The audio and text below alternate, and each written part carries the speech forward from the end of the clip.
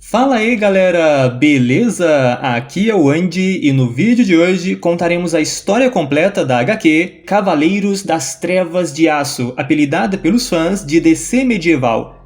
Cavaleiros das Trevas de Aço é uma história de fantasia criada por Tom Taylor com a arte em sua maior parte da Yasmine Putri. A série conta com 12 edições mais um spin-off e começou sua publicação em 2 de novembro de 2021, sendo finalizada em 22 de agosto de 2023.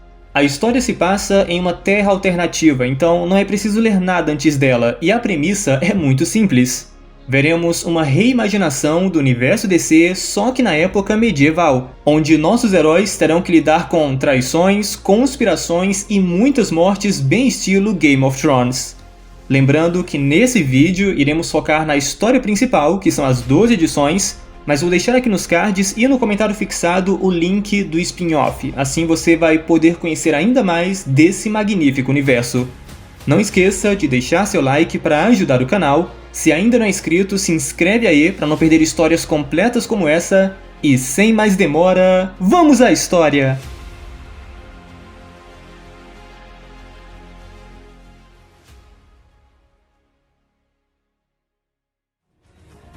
E começamos no planeta Krypton. Como acontece nas histórias que conhecemos, uma explosão solar atinge o planeta e Jor-El já sabia que isso ia acontecer. Mas tem uma grande diferença aqui. Acontece que a Lara ainda não deu à luz um filho, e por isso o Jor-El pega sua esposa e a coloca em uma nave espacial.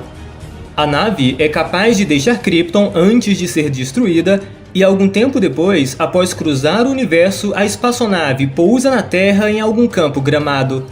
Assim que pousam, vemos que a Lara já está prestes a ter o bebê. No entanto, nesse momento, vários arqueiros montados em cavalos aparecem e ameaçam atacar o casal. Jor-El tenta apaziguar a situação, dizendo que eles não são a ameaça e que sua mulher está dando à luz. Contudo, mesmo assim, os arqueiros disparam suas flechas e, nesse momento de agitação, Jor-El acaba liberando a visão de calor de forma involuntária e destrói todos os soldados, bem como seus cavalos. Preocupado com sua esposa, Jor-El ouve o choro de um bebê. Lara lhe apresenta seu filho, a quem ela dá o nome de Kal-El. Curiosa, Lara ainda pergunta o que aconteceu, no que Jor-El, com seu filho nos braços e observando um grande castelo por perto, diz que tudo vai ficar bem. Nessa mesma época, no Reino das Tempestades, o rei Jefferson e um de seus assistentes consultam um camponês chamado Constantine. Acontece que o homem teve uma visão, na verdade uma profecia, que fala sobre seres que vieram de outro lugar, que parecem conosco, mas que na verdade são monstros. Aí tem uma parte que diz assim: o homem verde espera, fogo e sangue, deuses nascem e deuses morrem. Castelos desmoronam, pessoas rasgam com a mesma facilidade que um pergaminho. Mais rápido do que uma flecha, mais poderoso que um castelo, olhe lá no céu o nosso fim. O rei Jefferson, que é o Raio Negro, manda seu assistente escrever toda a profecia, e quando Constantine rompe sua visão, ele diz que todos eles estão ferrados. Então pulamos para 19 anos depois no castelo de El. O jovem Kal-El, agora um príncipe, tenta convencer um cavaleiro, que é o Bruce, a deixá-lo ir em sua missão para capturar uma Banshee. No entanto, Bruce recusa, já que a magia de Banshee é uma das poucas coisas que podem machucar Kal-El, e ele jurou proteger a família real de El. O príncipe Kal-El ainda indaga se Bruce é imune a tal magia, no que Bruce não responde nada e diz para ele ficar aqui. E quando ele vai embora, Alfred, o outro cavaleiro, diz que Bruce só fica em silêncio quando ele perde uma discussão. Ao anoitecer, Bruce e Alfred cavalgam para a vila em que a tal Banshee está, e se encontram com Richard, que é o Dick, e Duke, o Sinal. Eles informam a localização da Banshee e mencionam que os outros Robins estão evacuando a pousada. Ou seja, os Robins são jovens ajudantes do Bruce, seus olhos e ouvidos em vários lugares. Alfred diz que vai ficar nos portões caso a Banshee escape de Bruce, mas o morcego garante que ela não vai. Daí, Bruce se dirige até a pousada, onde Jason e Stephanie terminam de remover as pessoas que estão hospedadas. E agradecendo o bom trabalho dos Robins, ele entra sozinho. Vemos ele entrar no quarto da Banshee e imediatamente acorda apontando sua espada para ela. A garota reconhece Bruce como o Príncipe Morcego Bastardo. Bruce pergunta se ela é a assassina enviada pelo Rei Jefferson, no que a mulher responde que ela não está nesse reino para prejudicar os Els. De toda forma, Bruce diz que ela será presa por usar magia, e pelo que entendi, todo tipo de poder usado é encarado como magia. E é quando a mulher afirma que seu nome é Dinah e que ela não vai tão calmamente. Sim, galera, ela é a Canário Negro, e como era de esperar, ela libera um poderoso grito da Canário que destrói uma boa parte da pousada. Mesmo assim, a Canário fica impressionada com Bruce, porque de alguma forma ele sobreviveu a um ataque direto. Nem Bruce sabe explicar o porquê que está vivo, e na tentativa de matá-lo, a Canário desencadeia um outro grito supersônico. No entanto, dessa vez, ela é interrompida por Kal-El, que tapa sua boca e observa que a mulher não parece um monstro, mas sim apenas uma garota assustada. Daí, Bruce a golpeia, a deixando desmaiada, no que Kal-El pergunta se isso era mesmo necessário. O príncipe ainda pergunta se Bruce está bem, no que o cavaleiro responde que sim, mas Kal-El sabe que isso não é bem verdade.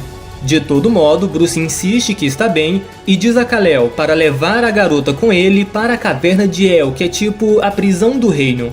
Então, voltamos para o castelo de El. Bruce leva a Banshee a caminho da prisão e ele se depara com a Harley Quinn, que acredito que seja o bobo da corte. Ela tenta brincar com Bruce e faz várias piadas, mas ele não tem humor algum, no que o Kal-El diz que é melhor ela deixar ele em paz. Um pouco mais tarde, Bruce e Kal-El se encontram com o Rei Jor-El e a Rainha Lara.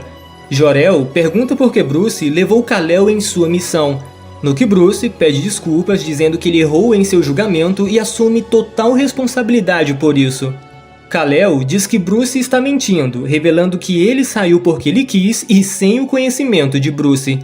Jor-El e Lara ficam bem preocupados porque eles querem proteger Kal-El, mas Kal-El lembra a seus pais que ele é quase invencível e não está disposto a deixar pessoas normais como Bruce e os Robins arriscarem suas vidas por ele. Daí, Jor-El muda de assunto e pergunta sobre o status da Banshee, no que Bruce revela que um de seus Robins infiltrados descobriu que o Rei Jefferson enviou um assassino mágico atrás da família real.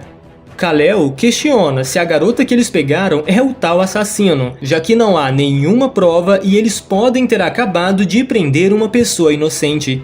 Bruce diz que ela não é inocente devido às suas habilidades mágicas, no que o rei lembra a Kal-El que eles são os últimos de seu povo e ele fará qualquer coisa para proteger sua família. Nesse ponto, Bruce se curva diante deles e diz que continuará a proteger a família real, mas a Rainha Lara diz que ele não precisa inclinar sua cabeça.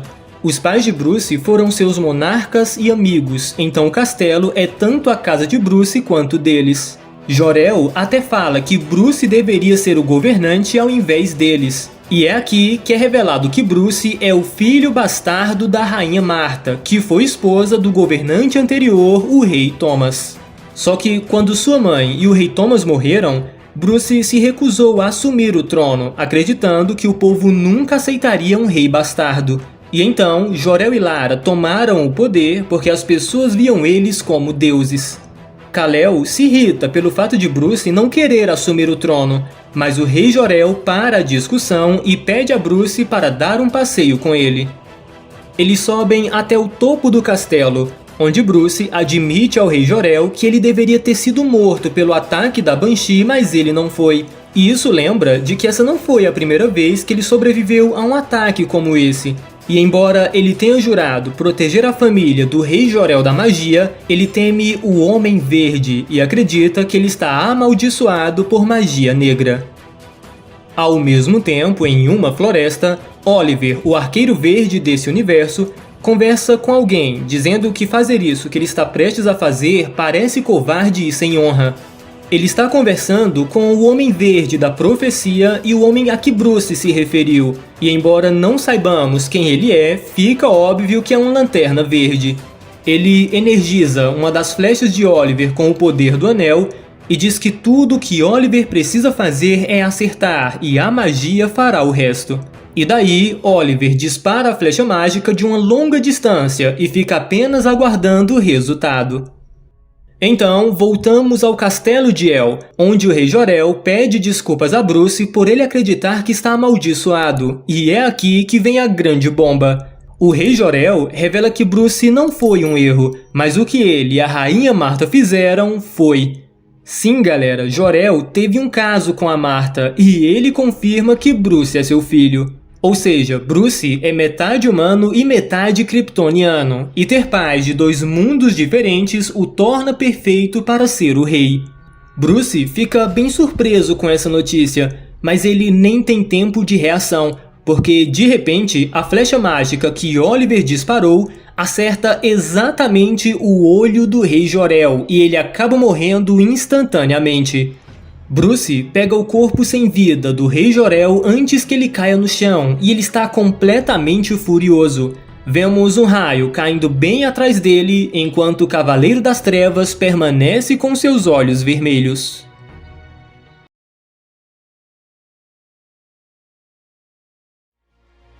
O capítulo 2 começa com o Cavaleiro Bruce segurando o corpo morto do rei Jor-El. Bruce grita de raiva e tristeza enquanto libera uma forte visão de calor. E dentro da sala do trono, a rainha Lara e o príncipe Kal-El escutam um grito e correm para descobrir o inimaginável, a morte do rei Jor-El.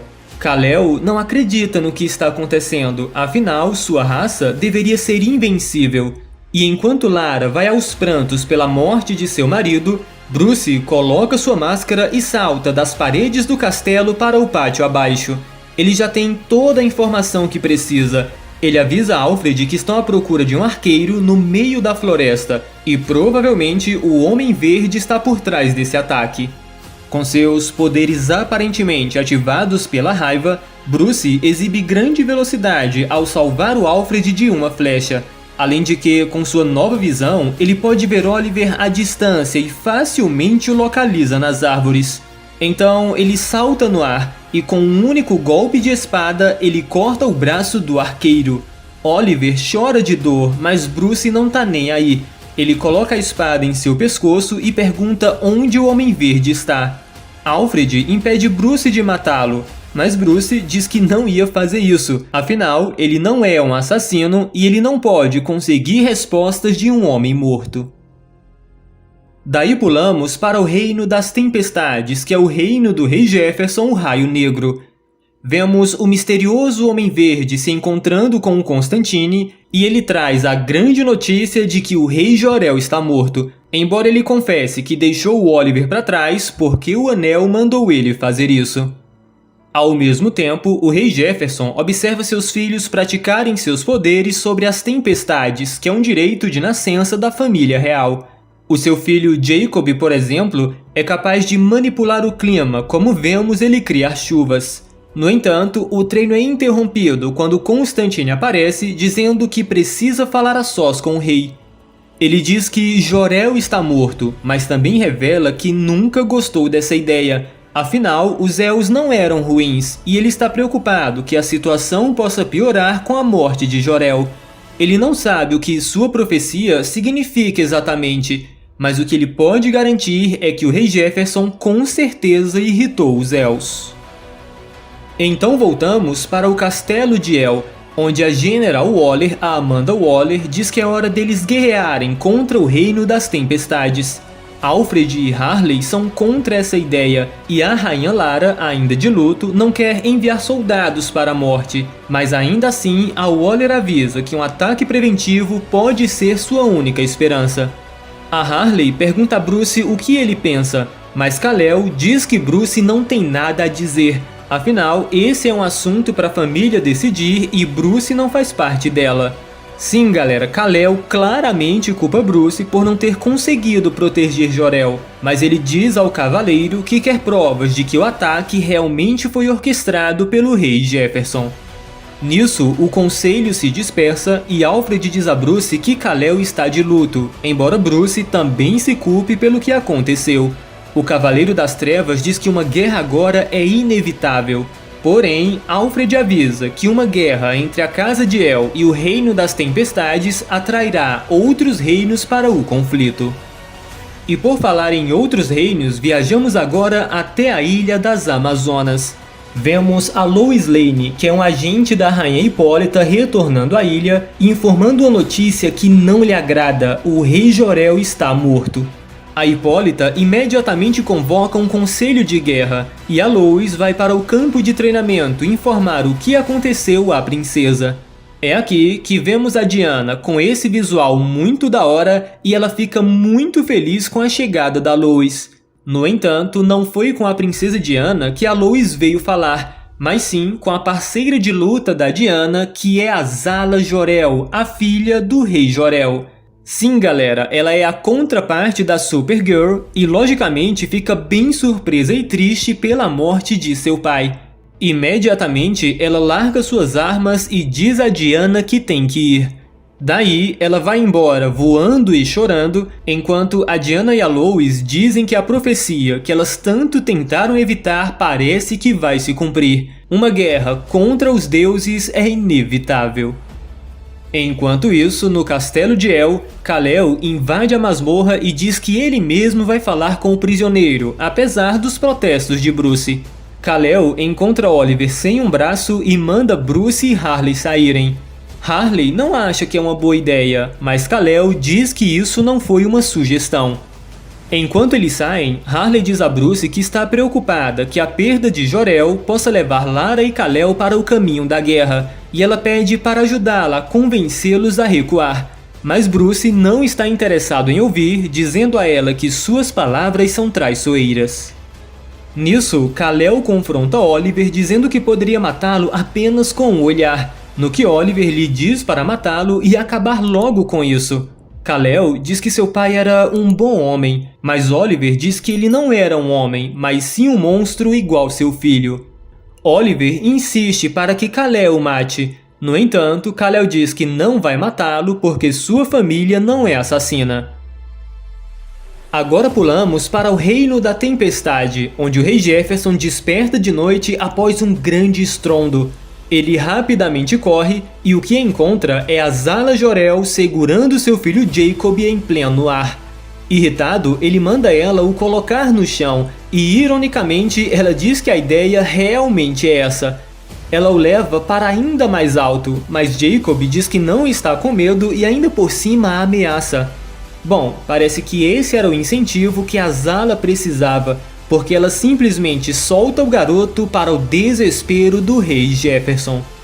O rei, em sua fúria, ainda a ataca com raios. No entanto, ela responde presunçosamente que isso fez cócegas e voa para longe, enquanto o rei Jefferson simplesmente desaba em prantos.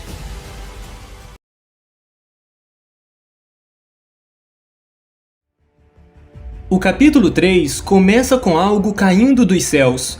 O Jimmy Olsen, que parece ser um mestre estudioso, observa o misterioso artefato caindo e imediatamente manda seu assistente chamar um dos Robins para avisar ao Batman. E é quando descobrimos que o que caiu na Terra foi um grande pedaço de kryptonita.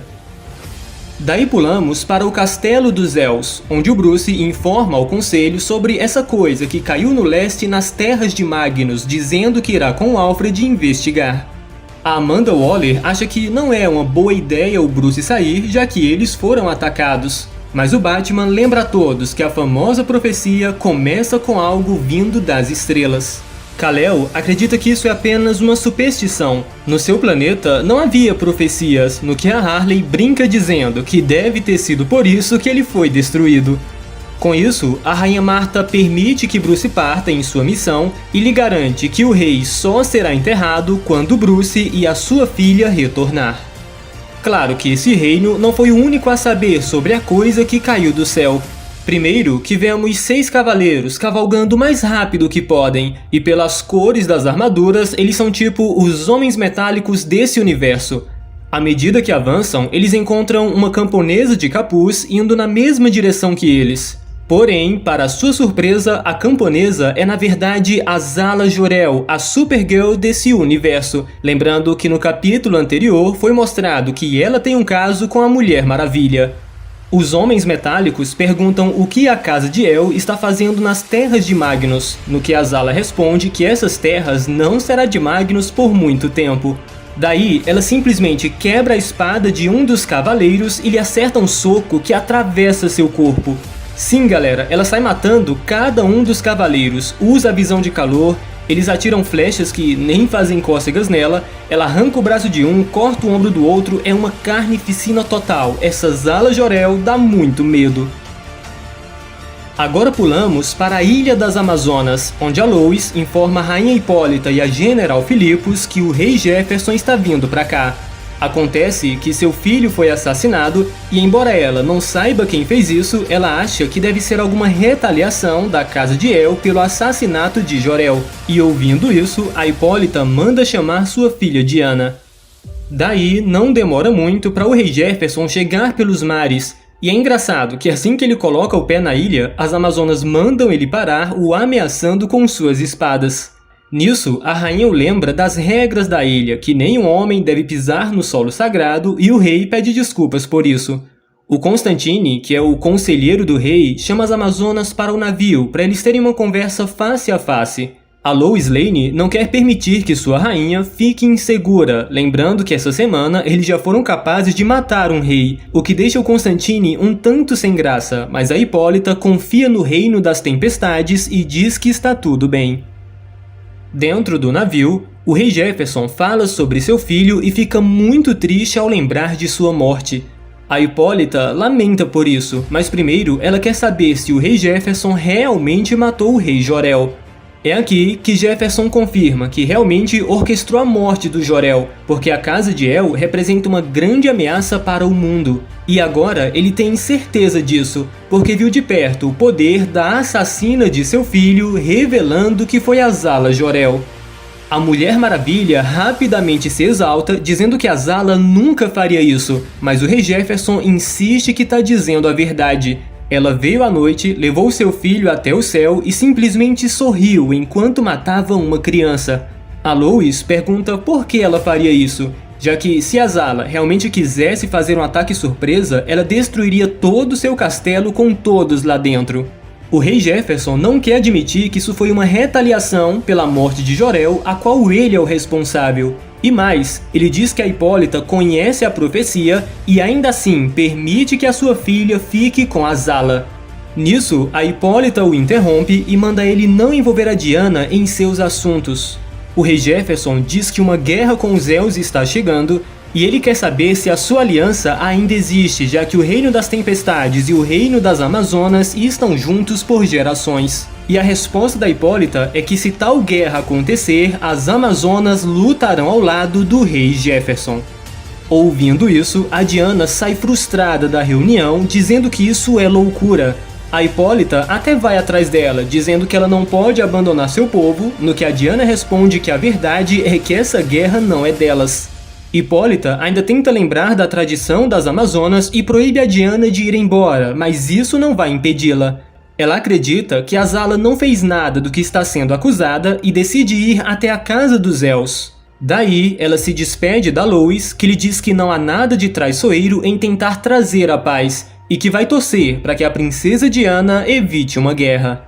Bom, isso pode ser tarde demais, porque alguns instantes depois vemos o Rei Jefferson retornando para casa.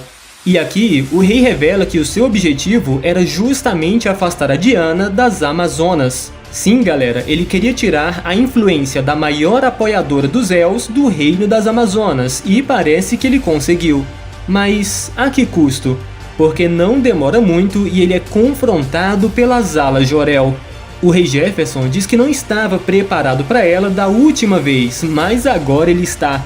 Então ele lhe acerta com um poderoso raio que dessa vez parece afetar e muito a kryptoniana a lançando no mar. Mas essa falsa sensação de vitória acaba muito rápido. A Supergirl simplesmente atravessa o navio de baixo para cima, causando um grande estrago nele. As águas começam a entrar no barco e o rei Jefferson manda seus homens abandonarem o navio com os botes salva-vidas. No entanto, nesse momento, a Supergirl aparece atrás do rei e o traspassa com uma estaca de madeira, dizendo que não há mais espaço para os reis. Dito isso, ela simplesmente vai embora, deixando o rei falar suas últimas palavras para seu servo Constantine. Ele diz a Jon que a Nyssa deve ser a rainha agora e que ela precisará muito da ajuda do Jon. E por último, ele diz que esse mundo pode ser muito belo e pede para que o Constantine não deixe ele ser tomado. Pois é, galera, mais uma morte em resultado da retaliação da morte do Jor-El e mais um assassinato para a lista das alas Jor-El. Agora cortamos para o Batman e o Alfred que estão nas terras de Magnus observando os cadáveres dilacerados dos Homens Metálicos. E nessa hora, Bruce lembra daquela parte da profecia que dizia que pessoas rasgariam tão facilmente quanto pergaminhos. Daí, eles avançam mais um pouco e finalmente encontram um pequeno fragmento de Kryptonita. E quando o fragmento é colocado perto do Batman, ele simplesmente é afetado e cai no chão sentindo muita dor. Como Alfred não é afetado, Bruce logo entende que isso lhe machuca porque ele é meio kryptoniano. Ele decide contar tudo o que descobriu recentemente ao Alfred, porém, para sua surpresa, o Alfred diz que sabe de tudo. Na verdade, ele sabe até mais que Bruce porque ele viveu na época, e então ele diz que é hora do Bruce aprender toda a verdade.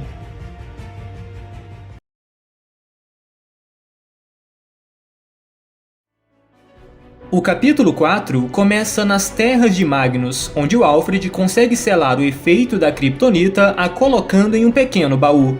Com isso, Bruce já está se sentindo bem, mas revela que, graças a seus poderes kryptonianos, ele não tem certeza de quem ele é, especialmente depois de descobrir que o Rei Thomas não era seu pai. Alfred entende bem os sentimentos do Bruce. O jovem tem lutado contra seres poderosos há muito tempo para proteger a sua casa e aqueles que ele ama. Mas Bruce segue inconformado, se perguntando como Thomas poderia apenas fingir ser seu pai. É aqui que Alfred decide contar sobre o passado. Ele viu a nave dos Elves atravessando o céu e esse evento iria mudar tudo nesse mundo. Em um flashback, vemos que o Jor-El, a Martha e o pequeno Kal-El passaram a viver escondidos na floresta e com seus novos poderes eles prosperaram. De longe, eles assistiam e ouviam o reino próximo aprendendo seus costumes e idioma. E apesar de serem sobreviventes de um planeta perdido, eles encontraram felicidade aqui. No entanto, certa noite houve um grande tremor. Jor-El até pensou por um momento que o que aconteceu com Krypton também iria acontecer aqui, mas dessa vez ele não iria permitir. Eles rastrearam os tremores, seguindo as ondulações na Terra com seus olhos aprimorados, até que chegaram ao Monte Christophe, um vulcão que vai entrar em erupção em apenas 2 dias. Nesse ponto, o casal entra em um dilema, porque eles podem muito bem consertar o problema, mas para isso eles teriam que se rebelar e, consequentemente, teriam que se mudar para longe. Mas a Lara pensou em um jeito de ajudar sem se rebelar.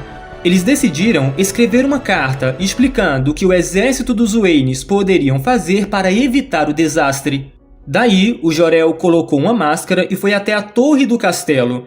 Ele entregou a carta para o conselheiro do rei, suplicando que a carta fosse entregue ao rei e à rainha, já que se tratava de algo urgente. Entretanto, essa carta nunca chegou às mãos do rei, porque o jovem que recebeu a carta era o Alexander Luthor, o Lex Luthor. Sim, galera, nessa realidade, o Lex também tem o seu gênio forte, aquele cara que mantém as suas próprias crenças, e não acreditando que a montanha vai explodir, ele simplesmente queimou a carta. Passado 2 dias, o vulcão estava prestes a entrar em erupção. Jor-El já havia perdido um mundo graças à ignorância e à arrogância, então dessa vez ele tentou uma abordagem diferente. Ele simplesmente invadiu a sala do trono, questionando Luthor por que eles ainda não evacuaram, e é aqui que ele descobre que o Lex nunca entregou a carta.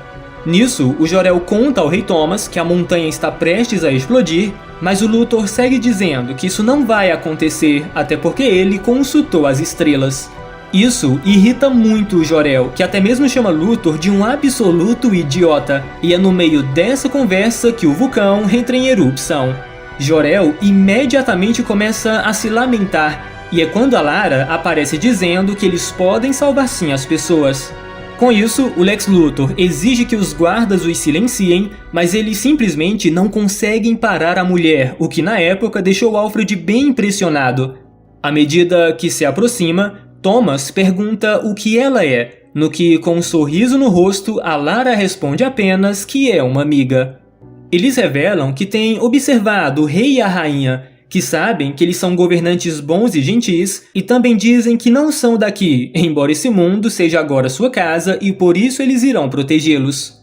Daí, a Lara entrega seu filho à rainha Marta, pedindo para que ela o proteja até que eles retornem. E é aqui que eles demonstram seus poderes bem no meio do reino para a surpresa de todos. Então, eles se dirigem ao vulcão, usando seus poderes para esmagar as pedras gigantes lançadas e também criando trincheiras para desviar a lava. Eles sabiam o que tinham de fazer porque era a coisa certa a fazer, e juntos eles salvaram todo o reino. Quando retornaram, eles foram ovacionados pelas pessoas, mas nem todos estavam felizes. Acontece que o Alexander Luthor foi banido do reino por traição devido à sua arrogância quase condená-los. Seu nome e título foram tirados dele, e à medida que ia embora, ele encontrou uma estranha pedra verde. Sua curiosidade o levou a se aproximar da pedra, mas ela simplesmente explodiu, com uma energia verde aparentemente o desintegrando. Enquanto isso, Jor-El e Lara são anunciados como heróis do reino, uma informação que rapidamente se espalhou. Inclusive, vemos o rei Jefferson associando esses heróis à profecia do Constantine. Depois disso, Jor-El logo começou a compartilhar seu conhecimento e tecnologia com os Waynes, se tornando amigo do rei e também da rainha. Nesse ponto, Bruce interrompe, dizendo que eles se tornaram muito mais do que amigos, senão ele nem estaria aqui. Mas Alfred tenta explicar que não houve malícia no que eles fizeram. Jor-El era alienígena, visto como um deus, mas era muito humano. E Thomas deu tudo de si ao seu reino, muitas vezes esquecendo que ele tinha uma esposa. De toda forma, bastou uma única noite, um único erro que machucou as pessoas que eles mais amavam. Podemos ver a reação de tristeza da Lara ao saber da traição e ainda mais a raiva do Thomas Wayne, uma dor da qual eles não poderiam ter se recuperado, isso é, até o nascimento do Bruce. Sim, galera, a princípio, Thomas acreditava que não poderia ser pai do menino, ele sabia que não era seu filho. Mas à medida que o menino crescia, o ressentimento que Thomas abrigava foi desaparecendo. Thomas realmente o amava, e desse modo, Bruce foi capaz de curar todas as feridas que os dois casais tiveram. Com o passar do tempo, vemos que Jor-El e Lara tiveram uma outra filha que sabemos que é a Zala. Certo dia, eles teriam que viajar até a Ilha das Amazonas, e é engraçado que as crianças não queriam ir, especialmente porque eles teriam que usar carruagens, algo que Kal-El acha muito lento. De todo modo, as carruagens partem. Porém, infelizmente, durante o caminho, eles foram atacados e vemos uma explosão de energia verde. A Lara sai desesperada, porque parece que a Rainha Marta morreu instantaneamente. Nessa hora, vemos algumas características do agressor. Pele pálida, sorriso no rosto, com um anel de lanterna verde e se divertindo ao saber que atacou a carruagem errada. Sim, galera, estamos falando do Coringa dessa terra. Um Coringa Lanterna Verde, um homem que uma vez já foi conhecido como Luthor. Pois é, foi isso que o Lex se tornou depois daquela explosão que vimos antes. Sua aparência foi alterada e mais. Ele é o terrível Homem Verde que tanto ouvimos falar nos capítulos passados. O Rei Thomas também teve seu corpo carbonizado e essa visão causa a ira de Jor-El. Queimando de raiva, ele usa a visão de calor no Coringa, que consegue se esquivar e começa a fugir com Jor-El logo atrás dele. Enquanto isso, a Lara descobre que a Marta ainda está viva, com Alfred lhe assegurando que Bruce está bem. Isso a deixa muito feliz, mas ela sabe que não vai sobreviver e então fornece um último decreto real. É aqui que ela nomeia Jor-El e Lara como novos governantes, porque todos sabem que Bruce é um bastardo e eles não aceitariam como seu monarca, pelo menos não agora. Mas ela sabe que um dia Lara irá convencê-los a isso. Ela e o Jor-El já são amados pelo povo, então Martha lhe pede que ela proteja o reino até que Bruce esteja pronto para governar. Pois é, galera, mesmo na sua morte, tudo em que a Martha pensava era em seu filho. Terminada a história, Alfred diz a Bruce que entende que ele tenha dúvidas, mas ele é filho de Martha e Thomas Wayne e também algo mais, então ele precisa parar de pensar que não é digno, porque no fim das contas ninguém é perfeito. Daí, eles selam os cavalos e conversam sobre essa guerra que está por vir. Sendo um sobrevivente, Alfred diz que a melhor coisa é evitar uma guerra. Bruce pergunta se ele tem um plano, no que Alfred responde que não, mas agora ele sabe que tem um rei.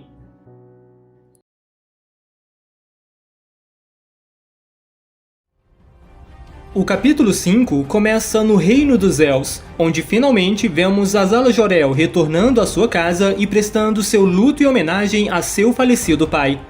O Kal-El fica bem surpreso com a aparição da Azala, visto que já faz 2 dias que seu pai morreu, no que Azala responde que não poderia vir direto para casa e passou esses 2 dias procurando o Homem Verde. Kal-El diz que ela não deveria ter feito isso sozinha, mas Azala entra em choque, dizendo que precisava fazer alguma coisa porque o seu pai merece justiça, e entendendo a dor de sua irmã, o Kal-El simplesmente a abraça, prometendo que justiça será feita. Enquanto isso, na Floresta Hobb, a Arlequina parece estar à procura de alguém, até que, de repente, as plantas começam a se mover e acabam enlaçando a Harley. E claro que a responsável por isso é a Era Venenosa. Sim, galera, a Era surge como de costume e pergunta o que a Harley quer. As duas já se conhecem e provavelmente têm o mesmo tipo de relação que na Terra Zero. A princípio, a Era pensa que a Harley veio lhe avisar que o Batman ainda quer lhe prender. No entanto, a Arlequina avisa sobre tudo o que aconteceu, que o rei Jor-El morreu, que ele foi atacado da floresta e por isso a general Amanda Waller pretende queimar a floresta. Entretanto, isso pode ser evitado se a Era fornecer proteção não apenas para si mesma, mas para todo o reino de El, já que a floresta em torno do reino poderia ser uma das melhores defesas que eles já tiveram. A Era não confia nos Elfos. Ela confia na Harley e por isso aceita essa tarefa. No entanto, como troca, ela pede que a Arlequina viva com ela aqui na floresta. A Harley não pode aceitar isso. Ela sempre gosta de vir aqui, mas ela tem seu próprio mundo para proteger. De toda forma, a Era entende isso e garante que ela vai destruir qualquer exército que passe por aqui. No entanto, a conversa é interrompida quando a Era sente que alguém está voando passando pela floresta em direção ao castelo de El. Então, ela leva Harley para o alto e é quando elas avistam a Mulher Maravilha voando em seu Pégaso. Achando que ela é um problema, a Era Venenosa logo a ataca manipulando as plantas e ela consegue enlaçar o Pégaso da Diana, mas a Amazona é muito rápida e ágil, conseguindo se esquivar ficando frente a frente com a Era. Ela ordena que a Era lhe deixe passar e como a Era se recusa a fazer isso, Diana tora o tronco de uma árvore e simplesmente o joga na Era, mandando ela sair do caminho. Nisso, a Era Venenosa consegue se esquivar e novamente usa seus poderes para finalmente aprisionar a Diana. Mas é claro que estamos falando da Amazona mais forte da história. Mesmo aprisionada, ela continua avançando e consegue colocar sua mão no pescoço da Era. Ela diz que não quer usar de violência, mas se a Era continuar com esse ataque, ela vai quebrar o seu pescoço. E em contrapartida, a Era responde que com apenas um comando ela pode colocar fungos no cérebro da Diana e ainda semear espinhos em seus olhos. Ou seja, as duas estão em um mega impasse, até que a Harley pergunta o que a Diana quer aqui. E a Mulher Maravilha responde que veio atrás da Azala Jor-El porque ela está sendo acusada de algo que pode destruir todos os reinos. É aqui que o Kal-El e a Azala aparecem com a Kryptoniana perguntando do que exatamente ela está sendo acusada. A Azala até manda a Era soltar a Diana, mas novamente a Era só obedece quando a Arlequina pede por favor para que ela solte a Diana. E daí, a Mulher Maravilha diz que precisa conversar a sós com a Azala Jor-El. Aqui temos a tão aguardada conversa entre as duas. Diana explica que o rei Jefferson contou às Amazonas que a Azala matou seu filho, E galera, notem a reação da Zala. Ela fica totalmente surpresa, dizendo que lembraria caso matasse uma criança. Ou seja, ou ela está mentindo, ou ela foi controlada, ou ainda alguém se passou por ela. Ainda assim, a Diana questiona por que o rei Jefferson faria isso, no que a Zala sugere que ele pretende ganhar simpatia para ter mais aliados. E, de fato, a Hipólita está preparada para enfrentar os Els, já que ela é aliada do Reino das Tempestades. No entanto, a Zala diz que caso uma guerra realmente aconteça, ela e Diana devem estar do mesmo lado, já que o mundo precisa das duas juntas. Ao mesmo tempo, vemos o Bruce e o Alfred retornando para o reino dos Els, e eles são recebidos pelo jovem Dick Grayson, que lhes pergunta se eles encontraram a Estrela Caída. O Batman responde que eles encontraram algo e pergunta pelo Kal-El, no que Dick responde que ele está perto da floresta. Daí, o Bruce vai ao seu encontro para contar toda a verdade sobre suas famílias, mesmo com um certo medo. Mas o Alfred diz que está tudo bem, afinal, Kal-El o ama como um irmão. Bom, assim temos a segunda tão aguardada conversa. Primeiro, que Bruce revela o que eles encontraram, um mineral que possivelmente é do planeta Krypton e que é capaz de ferir os kryptonianos. Se bem que o Alfred foi capaz de cortar o seu efeito envolvendo o fragmento com um pouco de chumbo. Kal-El não entende por que isso afeta o Bruce, e é quando Batman lhe conta que momentos antes de sua morte, o Rei Jor-El revelou que ele era seu pai, ou seja, Bruce é meio irmão do Kal-El e metade kryptoniano. O Batman ainda pede desculpas, dizendo que deveria ter contado a Kal-El assim que descobriu, mas ele não queria que Kal-El pensasse menos de seu pai ou que sentisse algum tipo de vergonha. Porém, inesperadamente, enquanto Bruce ainda falava, o Kal-El simplesmente retira a Kryptonita e a crava no peito do Batman. Sim, galera, as coisas vão de 1 a 1000 muito rápido aqui. O Bruce não consegue entender porque o Kal-El está fazendo isso, mas a maldade continua. O Kal-El segura o Bruce pelo pescoço e voa até o céu, dizendo que esse mundo agora é deles e, portanto, eles que vão governar. E sendo assim, não há espaço para desafiantes. Dito isso, ele joga o Batman de volta ao chão e simplesmente vai embora, o deixando para morrer. Sim, galera, traições, mentiras e mais traições. Agora, vocês devem ter notado que o Kal-El não foi afetado pela Kryptonita, e isso nos lembra o misterioso caso da Zala Jor-El. Então, provavelmente, esse não é o verdadeiro Kal-El, mas sim alguém se passando por ele, a mesma pessoa que se passou pela Zala Jor-El. Quanto ao Batman, nem tudo está perdido, porque um casal de camponeses ouviram a explosão e eles acabam encontrando o Bruce desmaiado. Eles notam que o cavaleiro ainda está vivo, e mesmo tendo passado por bastante sofrimento devido a algumas ações passadas do Batman, esse nobre casal decide ajudá-lo. Então, o marido abre sua armadura e remove a Kryptonita do corpo de Bruce, o que lhe causa muita dor. O casal está com medo de que o homem acabe morrendo e pretendem lhe levar de volta ao castelo. No entanto, um Bruce assustado diz que podem levá-lo para qualquer lugar menos para o castelo. Nisso, o casal decide levá-los para sua própria casa, e aqui descobrimos que esse casal é na verdade o Jonathan e a Martha Kent. Inclusive, o Jonathan diz que a compaixão da Martha ainda será a morte deles.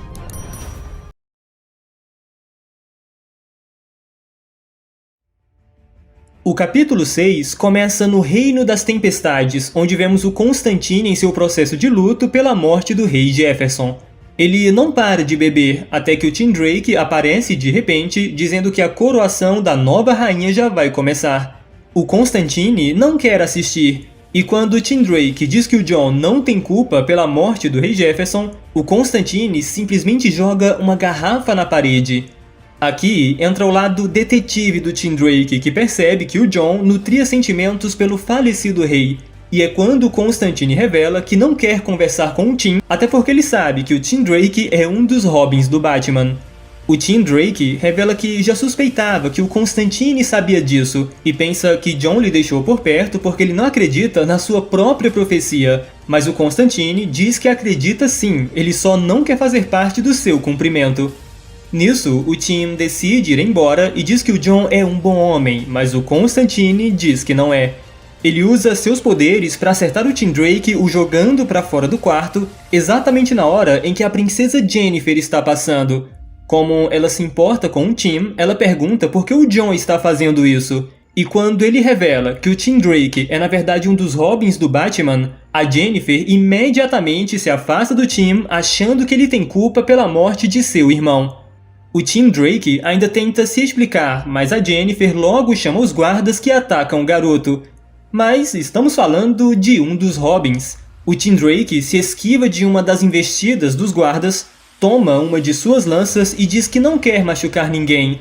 A princesa Jennifer diz que, sobre isso, ele está muito certo, porque imediatamente ela usa seus poderes elétricos para detê-lo. Enquanto agoniza de dor, o Tim Drake grita pelo nome do Jon até pedindo por favor. E, sentido com isso, o Constantine convence a Jennifer a cessar o ataque. Ele diz que, apesar da raiva e da dor que eles estão sentindo, o Tim Drake não é o real inimigo. E daí, a Jennifer manda o Tim ir embora e avisar a Rainha Lara que a guerra está chegando. Então pulamos para o Palácio dos Elfos, onde o Tim Drake diz que antes de falar com todos, ele gostaria de falar diretamente com o Batman. O Kal-El diz que o Batman está desaparecido, mas o Tim Drake diz que nesse caso ele gostaria de falar primeiro com Alfred ou com qualquer um dos outros Robins. A Rainha Lara explica que todos eles estão procurando o Bruce e diz que o Tim pode falar abertamente qualquer coisa aqui. E é quando ele revela que o Reino das Tempestades está trazendo guerra pra cá, até porque a Zala Jorel é a assassina do Rei Jefferson. Enquanto todos ficam bem surpresos com isso, o Tim Drake informa que houve um ataque no mar e ele interrogou, subornou, ameaçou e todas as pessoas do barco contaram a mesma história. A Zala Jorel matou o Rei Jefferson. Ele também aproveita para dizer que a família do Rei Jefferson não é má, só estão protegendo sua família. Kal-El diz que eles estão inventando uma mentira para justificar uma guerra, mas a Arlequina joga no ar se isso é mesmo uma mentira, já que houve várias testemunhas. A Mulher Maravilha diz que se houver mesmo uma guerra, as Amazonas vão lutar contra os Elfos, e ouvindo isso, a Rainha Lara decide encerrar a reunião.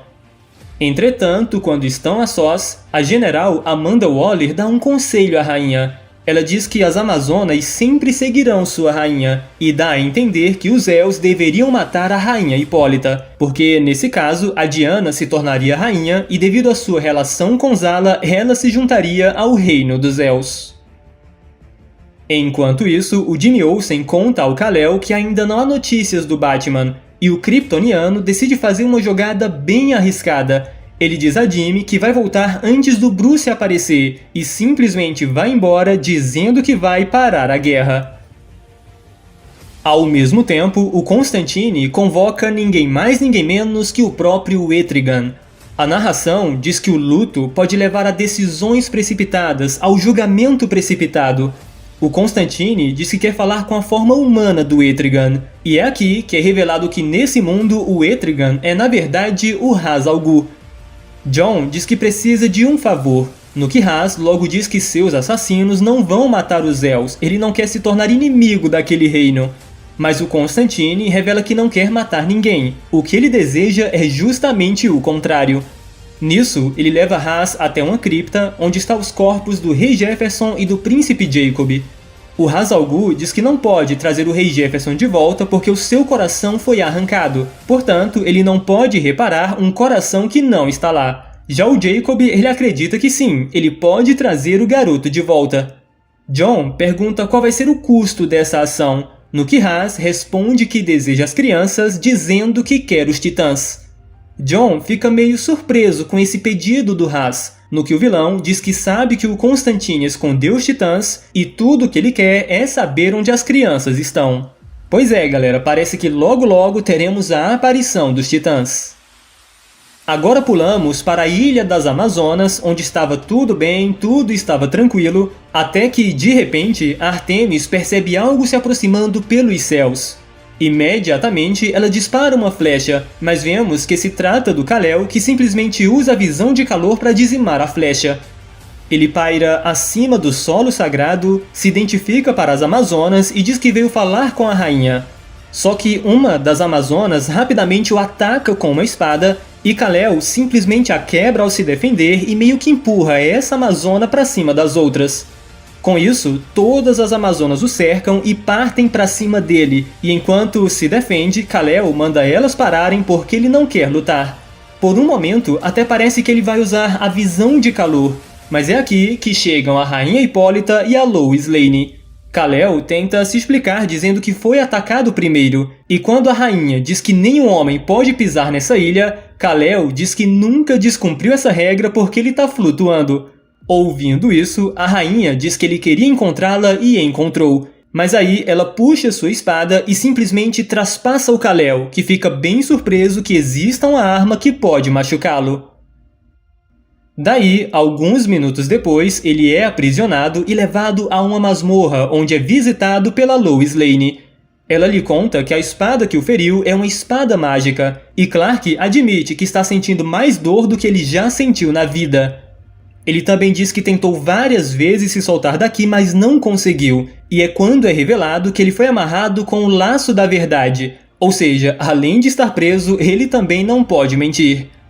A Lois conta que já foi amiga da Zala e sempre procurou defender os Elfos da profecia do Constantine porque ela valoriza a verdade, mas fica difícil defender os Elfos quando a Zala simplesmente mata uma criança e um rei.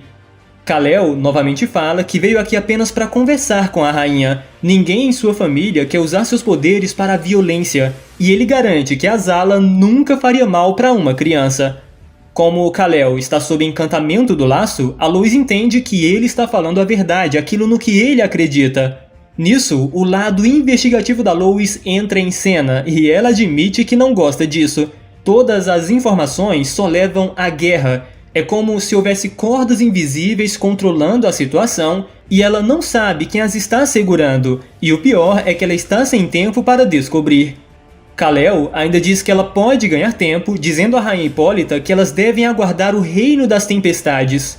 No entanto, a Lois revela que já é tarde demais, porque nesse exato momento as Amazonas já estão navegando para as Terras dos Elfos, ou seja, a guerra está muito prestes a começar.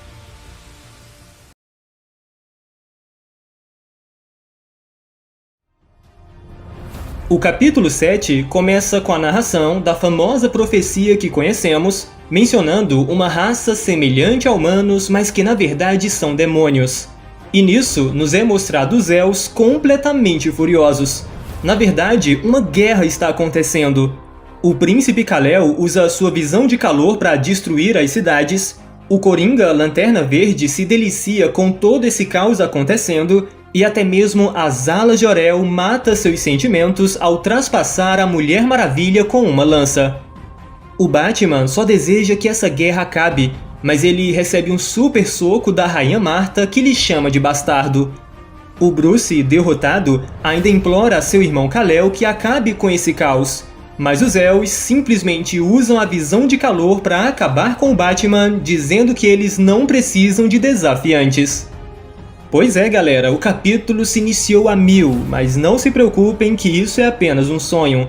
Digo, um pesadelo do Bruce que ainda está com muita febre e que acorda no meio da noite completamente assustado. E como se não bastasse, Jonathan e Martha também aparecem aqui com um cachorro verde falante.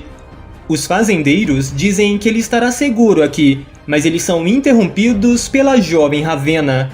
Sim, galera, a heroína faz sua aparição e isso confirma que o cachorro falante é na verdade o Mutano. A Ravenna diz que o Bruce não vai ficar bem porque tem algo dentro dele o envenenando e ela joga na lata que ele vai morrer.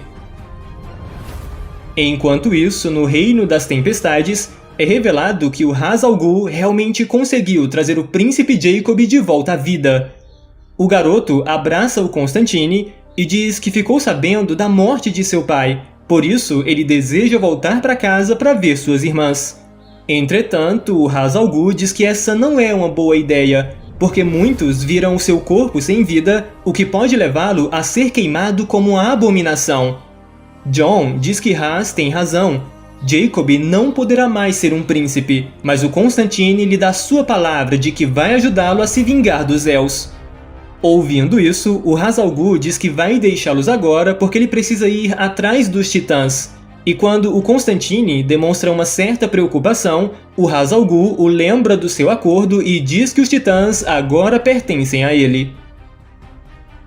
De volta à casa dos Kents, vemos a Ravenna tentando ajudar o Bruce, que voltou a dormir, até que o Bruce acorda novamente e, sem saber o que a Ravenna está fazendo, ele quase dispara sua visão de calor a chamando de bruxa. Jonathan diz que essa bruxa acabou de salvar sua vida ao remover um pedaço de roça estranho que estava o envenenando. É aqui que Bruce é confrontado por outros titãs como o Cyborg e a Estelar. Lembrando que eles estão escondidos aqui porque pessoas com poderes não são bem vistas pelas pessoas e pelo reino. O Cyborg, inclusive, diz que eles consideraram deixá-lo morrer pelo que ele fez com várias pessoas como eles. Nisso, o Mutano também aparece, revelando sua verdadeira forma, e diz que ele votou em não deixar o Bruce morrer. Ele tenta cumprimentar o Bruce, mas a Ravenna não permite isso, porque o Bruce é o responsável por caçar pessoas com poderes, e agora que ela descobriu que o Bruce também tem poderes, ela diz que está enojada o chamando de hipócrita. Daí, os titãs se retiram furiosos e o Jonathan e a Martha tentam amenizar a situação.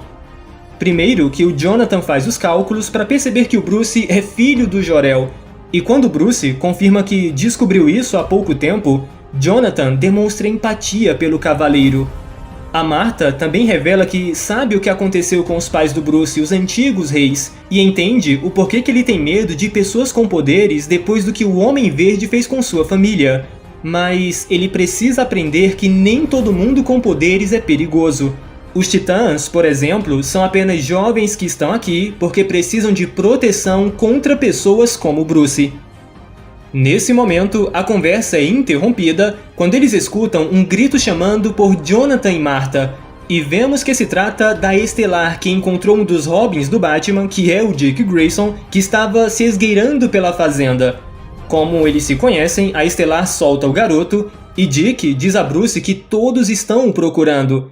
Ele mesmo encontrou um pedaço de sua armadura na beira da estrada e o rastreou até a fazenda, acreditando que ele estava sendo mantido prisioneiro.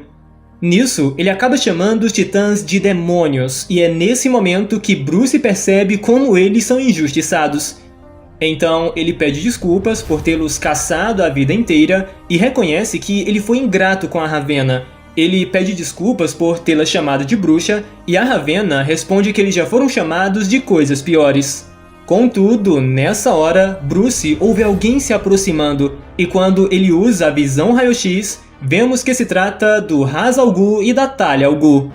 O vilão exige que os titãs se rendam e só assim ninguém vai morrer hoje. E ouvindo isso, Bruce manda todos eles ficarem aqui dentro, porque ele já se encontrou com essas pessoas antes, então ele acha que pode lidar com isso sozinho. Só que Jonathan e Martha decidem ir mesmo assim, revelando que já lutaram no exército do Rei Thomas. Daí, o Batman confronta Ra's, já vestido de Cavaleiro das Trevas, dizendo que essas terras são dos Elves e a Liga das Sombras não tem permissão de estar aqui. O Ra's al Ghul tenta fazer uma barganha, mas o Bruce rapidamente recusa e diz que já percebeu que os soldados mortos-vivos da Liga das Sombras, todos que foram levantados dos Poços de Lázaro, estão se escondendo nos campos. Nisso, o Ra's al Ghul se transforma no Etrigan e convoca sua Liga Sombria. Enquanto Jonathan e Martha lutam bravamente, o Ra's al Ghul atinge o Batman com fogo. No entanto, para sua surpresa, isso não afeta o Cavaleiro. Bruce é imune ao fogo de Etrigan, e é quando o Batman lhe conta que ele é um monstro igual ao vilão. E ao passo que o Bruce continua falando, o Etrigan simplesmente lhe acerta um super soco que lhe joga de volta até a casa dos Kents, onde o Bruce reencontra os Titãs. Os Titãs novamente pedem para se juntar à batalha, e apesar dos protestos de Bruce, o Mutano lhe mostra que ele pode se transformar em mais coisas além de um cachorro. Sim, galera, ele se transforma em um imenso dragão e diz que é hora de causar um estrago. E, de fato, no momento em que o Ra's al Ghul Etrigan se preparava para matar o Jonathan, eis que o Batman retorna à batalha, mas dessa vez acompanhado dos jovens titãs e do Dick Grayson. Enquanto os titãs derrotam a Liga das Sombras, O próprio Batman decide usar seus poderes contra o Ra's al Ghul, lhe acertando uma rajada de visão de calor que expulsa o vilão da fazenda dos Kents. Feito isso, Bruce também manda a Talia ir embora, mas antes de partir, ela o lembra que ele não pode cuidar dos Titãs, não enquanto está travando uma guerra. Ao ouvir isso, a Martha pergunta de que guerra ela está falando, e é quando Dick revela que o Rei Jefferson está morto e o Reino das Tempestades e as Amazonas estão marchando para a guerra contra o Reino dos Els. Dick diz a Bruce que eles precisam voltar ao palácio, mas o Batman não está disposto a retornar, acreditando que ele não pertence aos Els. O garoto diz que o Bruce é um príncipe e para muitos o legítimo herdeiro. Jonathan também entra na conversa e diz que a primeira pessoa com poderes que eles salvaram era tipo o Bruce, uma criança de 2 mundos, filho de um homem da terra e uma mulher do mar. Arthur também sentia que não pertencia a lugar nenhum, mas é justo dizer que ele superou tudo isso até porque ele se tornou um rei. Pois é, galera, nessa terra o Jonathan e a Martha também cuidaram do Aquaman. Jonathan ainda diz que o Bruce não é um monstro e que se houver mesmo uma guerra, muitas pessoas inocentes irão morrer. Bruce tem um grande poder, e se esse poder pode impedir uma guerra, o Bruce sabe o que é o certo a fazer.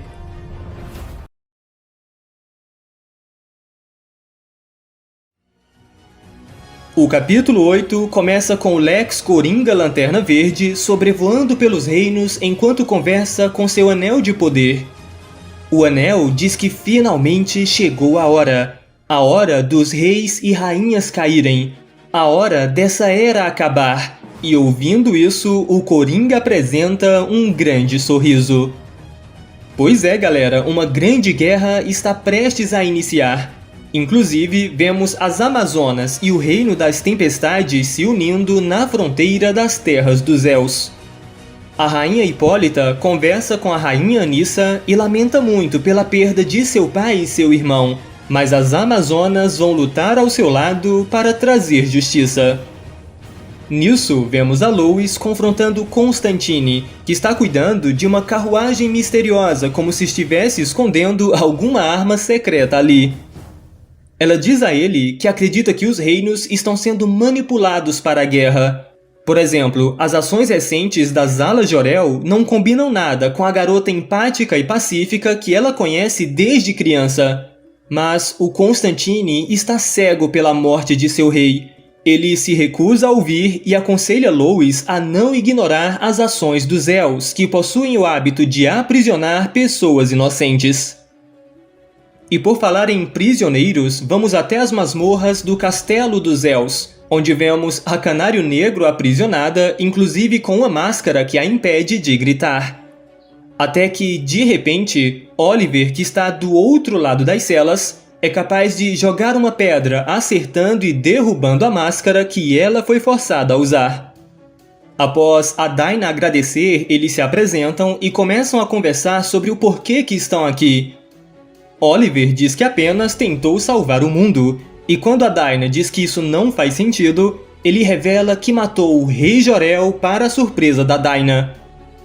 Já a Canário revela que foi presa porque seu grito poderoso levou os Els a acreditar que ela era uma Banshee.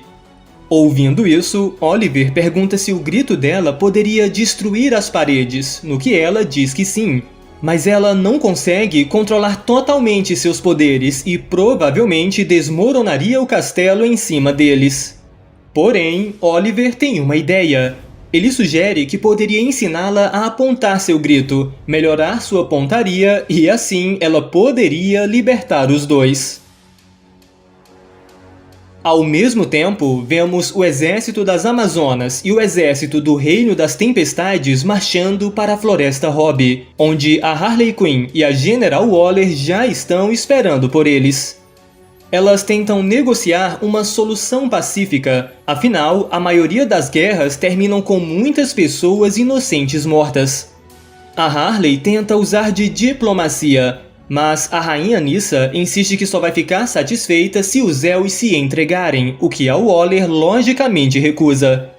E vendo que não vai ter negociação, a Waller diz que seu exército estará esperando por elas do outro lado da floresta. Nisso, o Constantine fica desesperado. Ele exige que os exércitos não as deixem ir e as capturem, mas as duas rainhas se recusam porque elas vieram em paz e atacá-las não seria nada honrável. Jon acredita que isso é um tremendo erro, afinal, não existe honra em uma guerra.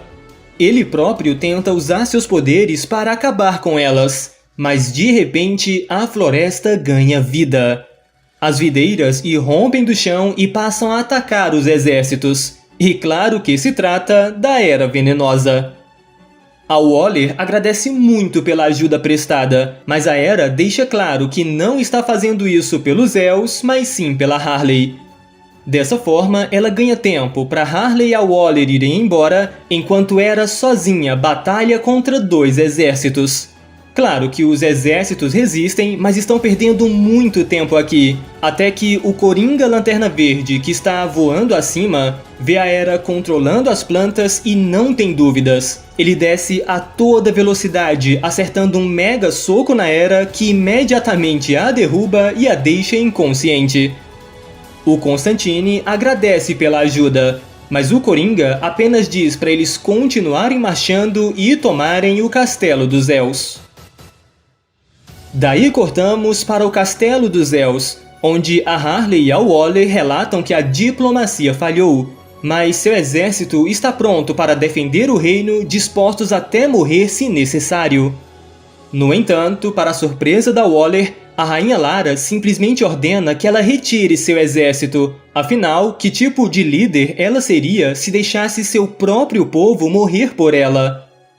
Lara diz que enfrentará as Amazonas e o Reino das Tempestades completamente sozinha, mas a Waller e a Harley dizem a ela que seu povo precisa dela, e ela não pode arriscar cair na batalha.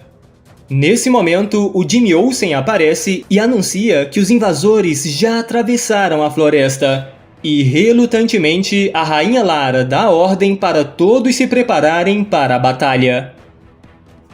Nisso, vemos a Waller preparando seus arqueiros de cima do castelo, enquanto temos essa visão muito da hora dos 2 exércitos se aproximando. E no momento em que a Waller ia dar as ordens para que os arqueiros atirem, de repente a Diana e a Zala Jorel aparecem, ordenando que eles segurem mais um pouco. Elas pousam na frente de Anissa e Hipólita para fazer uma última tentativa de diplomacia, dizendo que ninguém vai morrer no dia de hoje. Hipólita ordena que Diana fique de fora dessa briga, mas Diana se recusa, dizendo à sua mãe que se elas quiserem tomar o castelo, terão que passar pelas duas. Só que, ao mesmo tempo, é revelado que o Constantine havia escondido naquela carruagem é o retornado Jacob, o filho do Raio Negro. Jon o incentiva a usar seus poderes para encher os pulmões da Zala com água, como ele ameaçou fazer antes que ela o matasse. E, de fato, o garoto Jacob usa seus poderes e imediatamente a Zala começa a se sentir mal. Ela começa a se afogar para o desespero da Diana.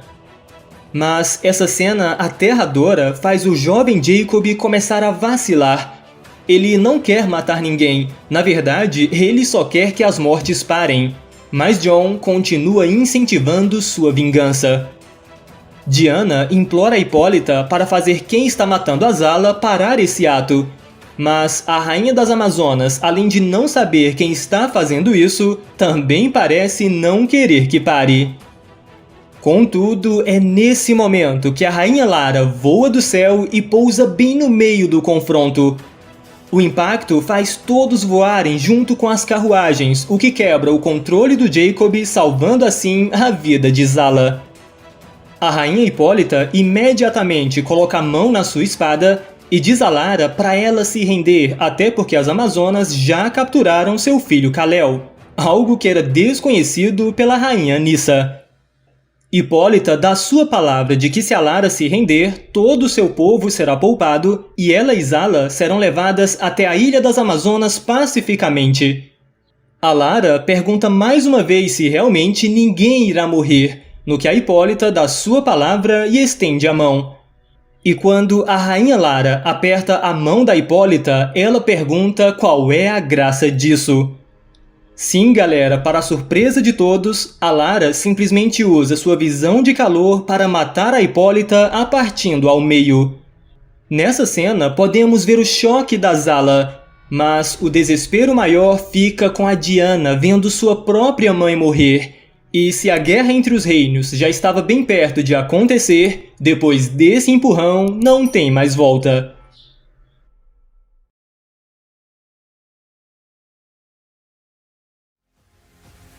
O capítulo 9 começa na Ilha das Amazonas, mais precisamente onde o príncipe Kal-El está aprisionado. De repente, ele escuta uma pessoa falando bem baixo para somente ele ouvir.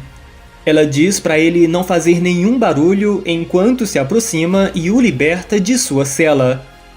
Daí, Kal-El usa sua super velocidade para tirá-los do calabouço e leva a garota até a praia onde podem conversar. É aqui que é revelado que essa é a Cassandra Cain, um dos Robins do Batman que foi designada para espiar as Amazonas. Mas ela já passou muito tempo com as Amazonas para saber que elas desejam a paz assim como Kal-El. E então ela pede que o príncipe volte para casa e pare a guerra. Ela até lhe entrega o laço da verdade com a qual ele foi amarrado para que ele possa trazer a verdade para todos os lados. E tão rápido quanto o príncipe kryptoniano voava, os trágicos acontecimentos daquele dia foram ainda mais rápidos. Chegamos no Castelo dos Els, no momento em que a rainha Lara acabara de matar Hipólita, a rainha das Amazonas. Todos ficam chocados com isso. Zala Jor-El, a filha da rainha assassina, Diana, a filha da rainha morta. Anissa, a rainha do Reino das Tempestades, chama Lara de monstro, mas a rainha Lara não entende o porquê. Afinal, foi a própria Anissa que trouxe seus exércitos. Isso significa guerra, e na guerra, infelizmente, tem mortes. Diana e Anissa imediatamente sacam suas espadas e partem para cima de Lara, mas a rainha sabe que está em desvantagem e voa para fora dali rapidamente. Uma curiosidade é que a guerra desse dia ficou conhecida como a Batalha do Arrependimento.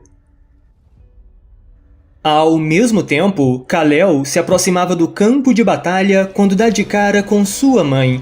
Ele lhe pergunta o que está acontecendo, mas ela nada responde. E quando ele a insiste, a tocando, para sua surpresa, a rainha Lara lhe acerta um poderoso soco que o joga justamente no meio do campo de batalha. Na visão das Amazonas, era como se um outro kryptoniano também estivesse atacando. Anissa diz a Diana que lamenta pelo ocorrido, mas Diana é agora a rainha das Amazonas e pergunta qual a sua ordem. O pobre Kal-El até tenta argumentar. Ele não sabe o que está acontecendo aqui e insiste que Diana lhe escute. No entanto, uma Diana angustiada pela sua perda ordena que as Amazonas ataquem. Ela mesma acerta um super soco em Kal-El, o jogando para longe. A verdade é que havia seres no campo de batalha que podiam mudar o curso de rios caudalosos. Mas depois desse golpe da rainha Diana, parar essa batalha seria como parar a maré. Isso porque, com a queda de Kal-El, a general Amanda Waller ordenou que seus soldados também atacassem. Nisso, o exército dos Els cavalgam rumo à batalha, liderados por Amanda Waller, o Cavaleiro Alfred e até uma versão do Pistoleiro. Porém, a rainha Anissa usa seus poderes para criar um terremoto que interrompe o avanço do exército dos Els. Enquanto isso, acima nos céus, lá estava o Coringa Lanterna Verde se divertindo com toda essa trama. O seu anel de poder manda ele matar a todos indiscriminadamente. E, de fato, com um sorriso aterrador, ele se junta à batalha e começa a matar soldados de todos os lados, fazendo a rainha Anissa se voltar contra ele. Ao mesmo tempo, a general Waller preparava seus arqueiros para atacar. As Amazonas e o exército das Tempestades se aproximava cada vez mais deles. Um desastre ainda maior estava prestes a acontecer quando os três exércitos colidissem. Contudo, nesse momento, uma rajada de fogo desce dos céus, conseguindo mais uma vez adiar a guerra. E vemos que se trata do Batman que está em cima de um dragão. Mas vocês devem lembrar que esse dragão é na verdade um Mutano. Bruce manda que todos parem com essa loucura, o que deixa até o Constantine bem surpreso. Afinal, um Batman montado em um dragão não fazia parte da profecia. Daí, o Batman salta de seu dragão parecendo a figura de um morcego e cai no campo de batalha bem diante de Kal-El. O jovem príncipe cumprimenta Bruce com um sorriso no rosto dizendo que é muito bom vê-lo. No entanto, para sua surpresa, o seu melhor amigo, o cavaleiro mais leal do reino, simplesmente aponta sua espada para ele e, o chamando de irmão, Bruce o acusa de tentar matá-lo. Kal-El não entende as palavras que saem da boca de Bruce. Ele nunca tentou matar a Bruce e ele sabe que eles não são irmãos. O detalhe é que ali perto, escondida, a Lois Lane está ouvindo toda a conversa e ela já entendeu o que está acontecendo. Ela corre diretamente para Constantine, que está sentado contra sua carroça à beira do campo de batalha. Ela diz que nada disso faz sentido, o Homem Verde atacando todo mundo, os príncipes Els em desacordo. O Constantine é um mestre da manipulação, então ele sabe quando isso está acontecendo. E realmente, Jon diz que a Rainha Lara matar a Hipólita não tem sentido algum, e ele reconhece que todos, inclusive ele, foram manipulados. Agora pulamos para as masmorras do Castelo dos Els, onde vemos a Rainha Lara atravessando o frio corredor cheio de celas. O Tubarão-Rei pergunta o que a rainha está fazendo aqui, no que Lara diz que veio remover algumas ameaças ao povo e simplesmente o mata com a visão de calor. Oliver e Dinah ficam horrorizados com essa cena. Eles queriam fugir daqui sem chamar tanta atenção, mas agora não há escolha. A Canário usa seu grito sônico para atacar a rainha, destruindo a cela do arqueiro no processo. Na sequência, ela usa um grito mais moderado graças aos conselhos de Oliver para também escapar, até que eles encontram o arsenal real. Após vestirem suas roupas, Dinah ajuda Oliver a usar uma besta a partir de agora, já que ele perdeu um braço e não pode usar arco e flecha. Só que quando a Dinah derruba uma outra parede para eles enfim fugir do castelo, eles descobrem que está acontecendo uma mega guerra lá fora. Inclusive, temos esse desenho muito da hora, mostrando a colisão dos 3 exércitos. De toda forma, Oliver e Dinah sabem que não tem muita escolha. Eles têm que passar pelo meio da batalha ou, do contrário, a rainha os matará. Sim, a Rainha Lara facilmente os alcança quando eles tentavam escapar pelo campo de batalha. Até que, de repente, vemos uma outra força se chocando contra a Rainha Lara a derrubando. E vemos que se trata da Rainha Lara. Sim, galera, a verdadeira Rainha Lara. Ela olha essa impostora com desprezo, perguntando o que ela é. A guerra para por um momento. O silêncio toma conta do lugar.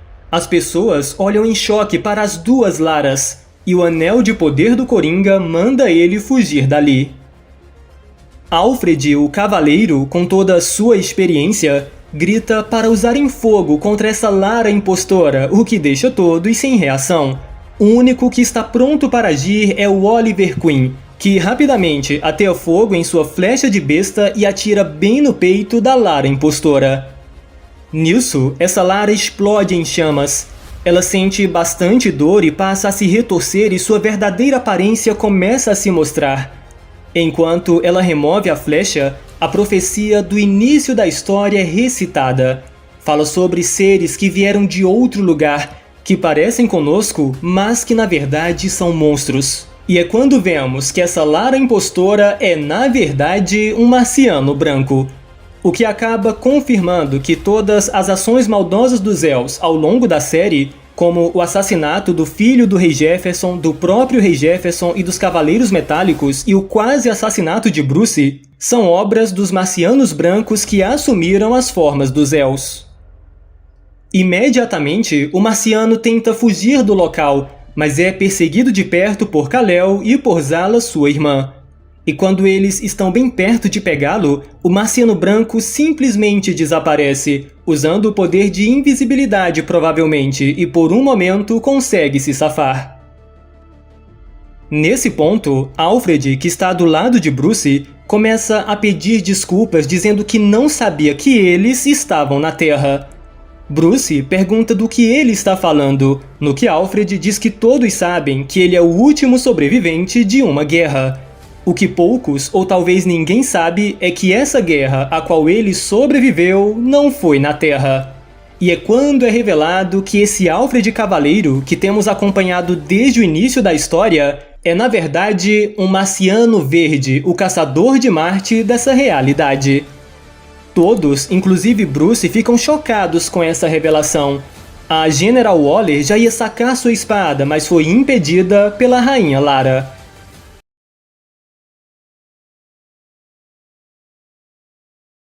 O capítulo começa mostrando 3 monarcas que foram assassinados até agora. O rei Jor-El, do Reino dos Els, o rei Jefferson, do Reino das Tempestades, e a rainha Hipólita, do Reino das Amazonas. Além disso, acompanhamos os exércitos desses 3 reinos em uma grande guerra, resultando em um campo de batalha cheio de soldados mortos. Infelizmente, foi só depois disso que todos os 3 reinos se deram conta que haviam sido enganados, que tinham ido à guerra por motivos errados. E toda a fúria desses reinos foi canalizada em apenas um homem. Sim, Diana, a nova rainha das Amazonas, logo apontou sua arma para o caçador de Marte, o culpando por tudo o que aconteceu. Mas Bruce se lança à sua frente. Ele não quer mais cometer o mesmo erro de tomar alguma ação precipitada. O caçador de Marte pode parecer um monstro, mas nem todos aqueles que são diferentes são monstros. O Mutano, que ainda está transformado em um dragão, logo toma partido. Logicamente, ele fica do lado do Batman e até confronta a Mulher Maravilha. Até que Kal-El finalmente decide interferir, dizendo a Diana que ele trouxe seu laço da verdade. Então ela pode usar isso no Marciano para descobrir a verdade. E, de fato, após enlaçar o Marciano, ela pergunta se ele planeja machucar alguém, ao que ele responde que não tem a intenção de fazer o mal para ninguém desse mundo. Em seguida, ele diz que jurou lealdade a Kal-El, a Rainha Lara e também a Zala Jor-El, e diz que ele ama Bruce como a seu próprio filho. Nisso, o Constantine, agora todo cuidadoso, sugere que todos descansem um pouco para reavaliar a situação. Mas Diana fica indignada com esse comentário. Afinal, foram seus conselhos e sugestões que os trouxeram até esse momento. A sua maldita profecia, junto com seus conselhos, só resultaram em dor, mortes e guerra. Constantine nem tenta discutir. Ele sabe que Diana está certa, e dá pra ver que ele se sente muito culpado pelo que aconteceu e por tudo que fez. A rainha Nyssa até tenta defendê-lo, dizendo que todos eles, incluindo Constantine, foram apenas peões em algo muito maior. Só que essa fé que ele tinha no Constantine logo vai embora. Acontece que nesse momento, o príncipe Jacob finalmente aparece para suas irmãs. A princesa Jennifer logo corre ao seu encontro e o abraça com muita ternura. Claro que ela se pergunta como isso é possível, afinal todos o viram morrer. E é quando a rainha Nyssa, que estava defendendo Constantine, também percebe que isso é obra dele. Com tantas revelações e reviravoltas no fim dessa guerra, a rainha Lara informa as outras rainhas que elas têm muito a discutir. Mas com toda a bondade em seu coração, ela diz que primeiro elas devem cuidar dos guerreiros feridos e dos caídos. Ela ainda diz que todos os soldados são bem-vindos em sua cidade. E mesmo com os protestos da General Waller, a rainha insiste que todos serão refugiados e alimentados. Depois disso, ela convidará as outras rainhas a uma reunião, onde elas poderão discutir sobre quem são os verdadeiros inimigos. Um pouco depois, vemos a rainha Diana lamentando profundamente pela perda de sua mãe. Zala interrompe esse momento para dizer que Lara e Anissa a estão esperando para começar o interrogatório do marciano Alfred.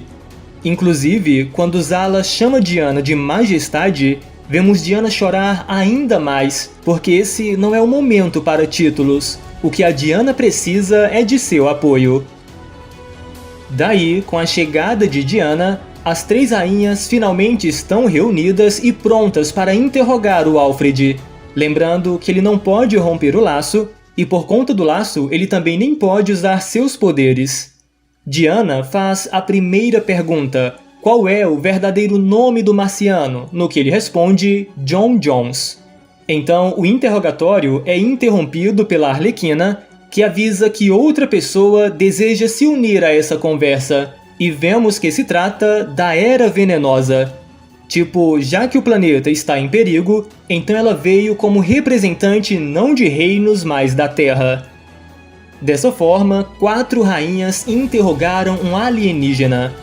Hera, sem rodeios, logo pergunta de onde ele veio e manda ele dizer tudo o que elas precisam saber. E é a partir daqui que veremos a história do Caçador de Marte. Ele alega que seu planeta natal era muito bonito, um belo lugar para crescer e um ótimo lugar para construir uma família. Só que eles eram um povo dividido. Havia os marcianos verdes e também os marcianos brancos, que, apesar das diferenças, respeitavam um ao outro e viviam em harmonia relativa. No entanto, eis que surgiu entre os marcianos brancos um carismático líder chamado Protex, que realmente acreditava que os marcianos verdes eram inferiores.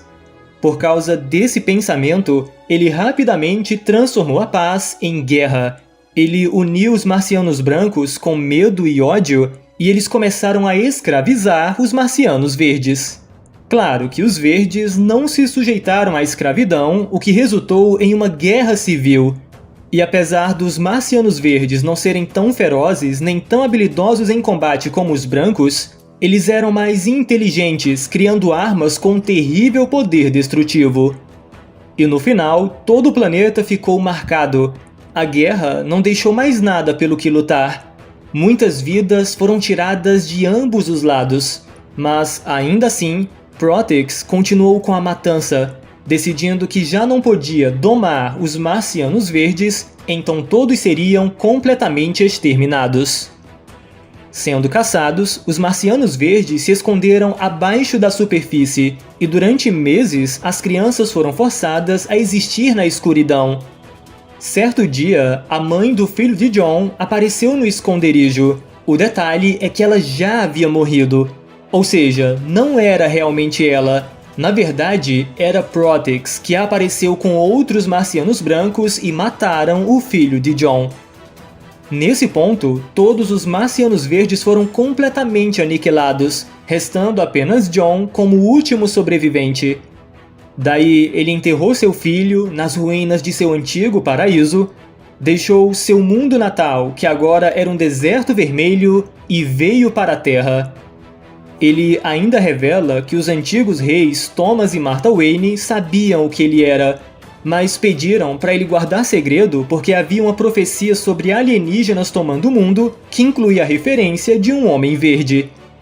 Hera pergunta quantos marcianos brancos sobreviveram, no que John acreditam que restaram menos de 20. Ele tem certeza que Protex é quem está por trás de tudo o que aconteceu. Ele tentou fazer com que os kryptonianos, as Amazonas e os portadores do clima se autodestruíssem. Mas Lara diz que agora que eles sabem a verdade, o plano de Protex falhou, e os três reinos podem estar unidos como nunca antes. Inclusive Diana, que diz que agora que sabe quem está por trás da morte de sua mãe, ela vai encontrá-lo e fazê-lo pagar por tudo que fez. Daí pulamos para o Lex Luthor Coringa Lanterna Verde, que pergunta a seu anel de poder o que ele deve fazer agora. O anel responde que uma nova era vai começar, mas que Lex não precisa se preocupar com o que vai vir porque ele não terá nenhum papel nessa era. A voz, que vem do anel, continua dizendo que não pode permitir que tanto poder seja portado por um homem que acredita que objetos inanimados falem com ele. E é quando Protex finalmente se revela e simplesmente arranca o braço de Lex.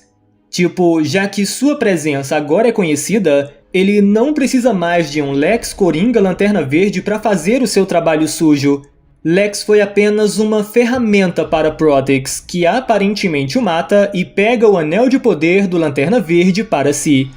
E agora sim, galera, temos o temido Homem Verde que a profecia tanto falava, e ele é o Protex Lanterna Verde.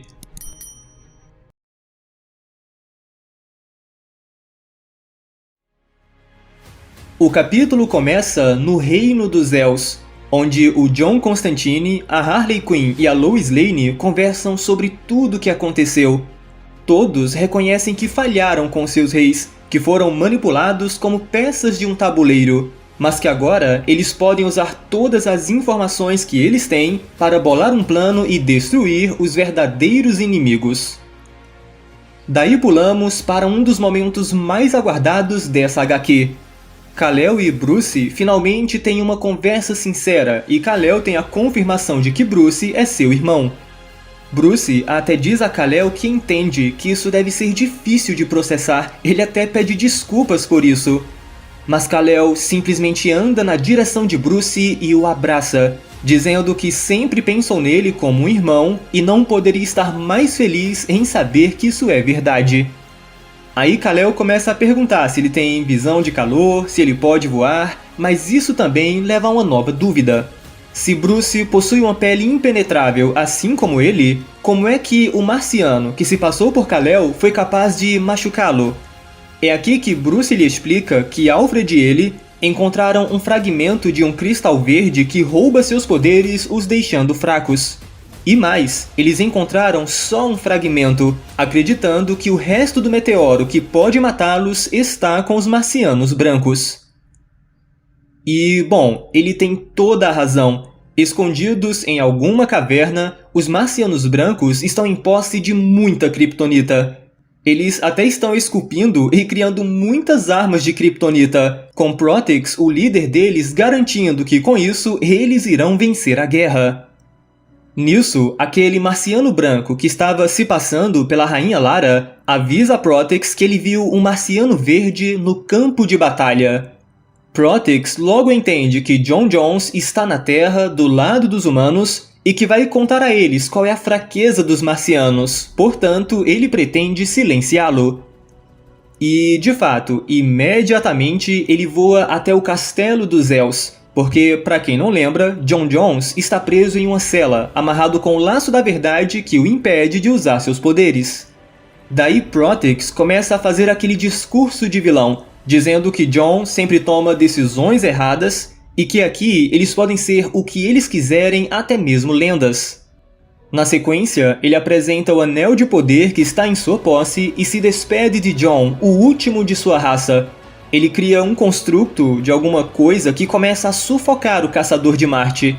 Mas é aquela coisa, John revela que não está totalmente sem poderes. Ele ainda pode pensar telepaticamente e usa isso para pedir ajuda. Instantaneamente, Kal-El e Bruce aparecem aqui, destruindo a porta da prisão, e ao passo que Bruce está bem preocupado com Alfred, que é o Caçador de Marte nessa história, Kal-El fica bem surpreso ao observar essa forma monstruosa do Protex. Rapidamente, os dois trabalham em equipe usando bastante a visão de calor, e isso é suficiente para afugentar o vilão. Bruce pergunta se Alfred está bem, mas John está mais preocupado com o povo.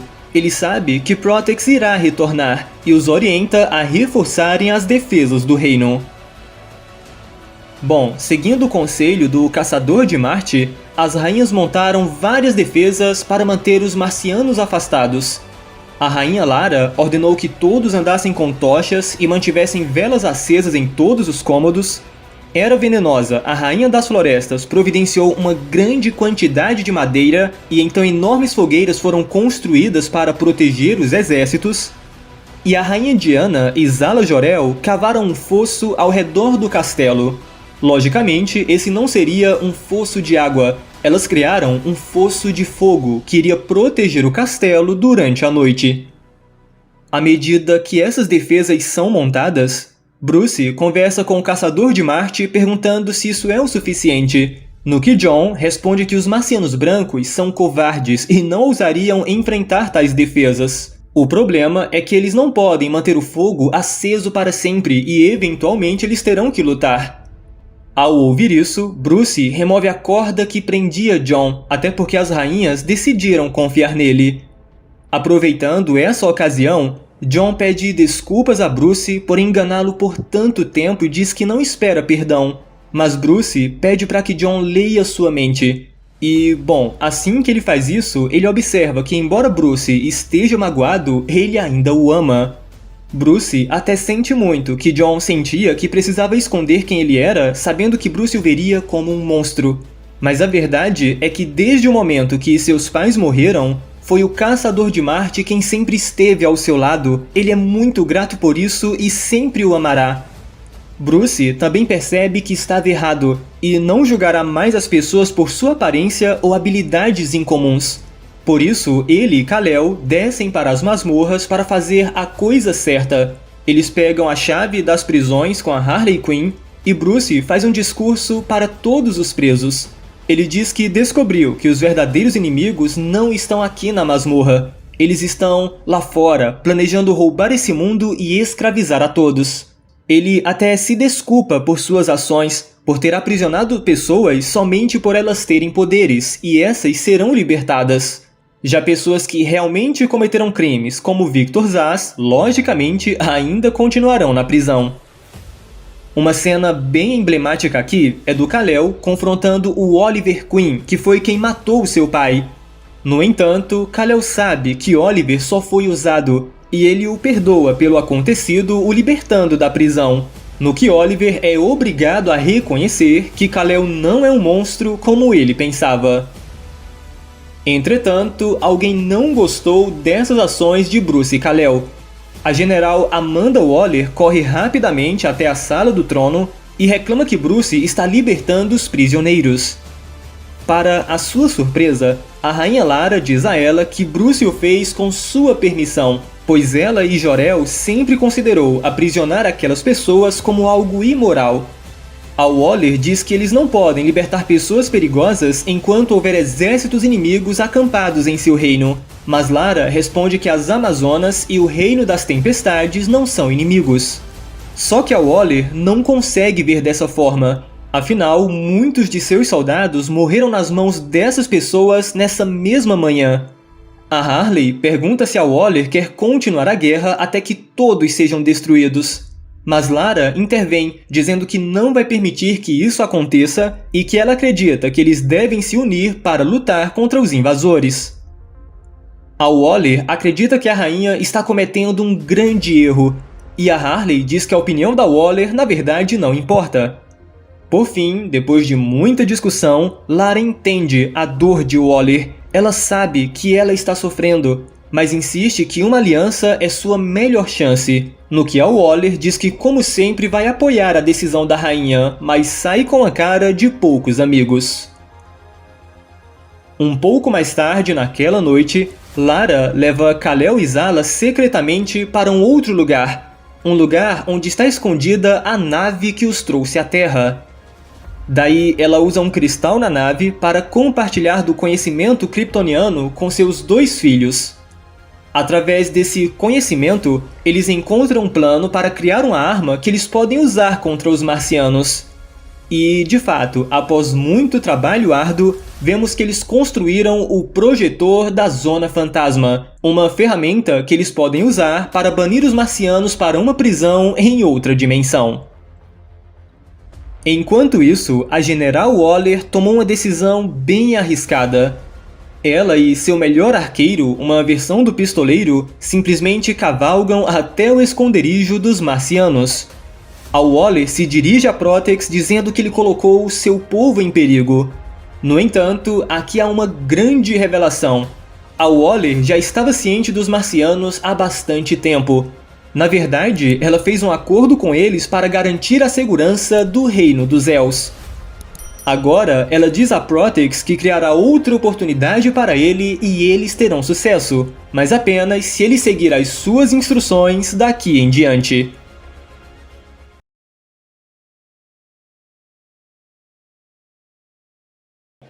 último capítulo começa com a Amanda Waller junto do Protex, o vilão da história, tramando uma maneira de acabar com os Kryptonianos, as Amazonas e os Pierces. Eles devem aproveitar esse momento porque todos eles estão juntos no mesmo lugar, o Castelo dos Els. O problema é que o castelo está rodeado por chamas, que é a fraqueza dos marcianos brancos. Mas aí a Waller diz que pouco antes do amanhecer, um grupo secreto sob seu comando apagará os incêndios fora do castelo, permitindo que os marcianos ataquem os 3 exércitos. E quando eles destruírem as ameaças dos 3 reinos, a Waller quer continuar governando o reino dos Els e os marcianos poderão governar o resto da Terra. Enquanto isso, no Castelo dos Els, a Lois Lane, a Arlequina e o Constantine, que são os conselheiros desses 3 reinos, apresentam um plano conjunto aos seus governantes para destruir os marcianos. Quer dizer, a Lois admite que eles também pediram conselho da maior mente do mundo, que se trata do detetive Shimp, que era um prisioneiro no calabouço desse reino. Esse plano envolve liberar uma força incontrolável, e o Constantine foi quem deu a peça final para esse plano dar certo. Será que teremos a redenção do Constantine depois de tudo que ele fez? Bom, agora tanto os vilões como os heróis já estão preparados para o que está por vir, e pouco antes do nascer do sol se dá início à batalha final. Tudo começa com o ar de repente congelando por todo o acampamento das Amazonas fora do castelo. E claro que se trata do Capitão Frio, um dos subordinados da Waller, que usa seus poderes de gelo para derrubar as fogueiras ao redor do castelo. As Amazonas até tentam impedir que isso aconteça, mas não adianta. Assim que as chamas foram apagadas, o céu de repente se enche com fumaça. E apesar da direção que a nevasca estava soprando, a fumaça foi na direção do exército das Amazonas, e uma onda de terror veio com ela. No entanto, em meio à multidão, um grito foi ouvido, mas não foi um grito de medo. Acontece que a Canário Negro estava junto das Amazonas, e ela usa seu poderoso grito sônico para empurrar aquela nuvem escura. Dessa forma, aquela nuvem se transformou em dentes, pesadelo e morte. Pois é, galera, a fumaça na verdade eram os marcianos brancos transformados, mas com o grito da Dinah, eles foram forçados a tomarem sua forma sólida, e foi aqui que eles começaram a batalhar contra as Amazonas. Enquanto as Amazonas defendiam bravamente o castelo, elas enviaram uma mensageira para avisar que o ataque já começou. Temos aqui uma conversa entre o Bruce e o Alfred que é bem interessante, porque Bruce não sabe exatamente como chamá-lo, se chama de Alfred, se chama de John, mas o marciano revela que ele deseja viver sua vida como Alfred, tanto que ele retoma sua forma humana. Daí, Kal-El, Bruce, Diana e Zala logo saem para enfrentar os marcianos brancos. O detalhe é que eles não levam o Alfred. O Alfred não pode se juntar à batalha por causa daquele plano que mencionamos anteriormente. Bom, enquanto isso, a General Philippus do Reino das Amazonas confronta o Protex. O vilão facilmente quebra a espada da General e se prepara para dar o golpe final. Mas felizmente é nesse momento que Kal-El aparece, e já chega atacando o vilão e salvando a vida da Philippus. Junto dele chegam o Batman, Diana e Zala, que dizem a Protex que são eles quem ele quer. Ele quer matar os líderes do planeta. Por isso, para não arriscar a vida de pessoas inocentes, eles decidem levar a batalha para outro lugar. Assim, os Kryptonianos e a Amazona partem e os Transmorfos logo vão atrás. Alguns instantes depois, eles chegam no Monte Kristoff, que é aquele vulcão do qual Lara e Jor-El salvaram o reino 17 anos atrás. Só que antes de começar a batalha, a Diana quer saber qual deles matou sua mãe, no que o marciano se apresenta e diz que vai fazer a mesma coisa com ela. Contudo, é nesse momento que os mocinhos colocam em ação o plano de seus conselheiros. De repente, todos sentem um grande tremor. Na verdade, um terremoto provocado pela rainha Nyssa. Junto desse evento, a princesa Jennifer também usa seus poderes de criar e controlar raios para explodir a montanha mais uma vez. Sim, galera, basicamente elas provocaram a erupção do vulcão, reativaram o vulcão, mergulhando assim os marcianos em uma chuva flamejante, transformando o próprio ar em chamas. Vale lembrar que o vulcão poderia até atingir o Castelo dos Els, mas lá estava o Príncipe Jacob, usando seus poderes de criar e controlar a chuva para evitar que as chamas chegassem ao castelo. Parece que esse começo do plano foi tudo ideia do Constantine.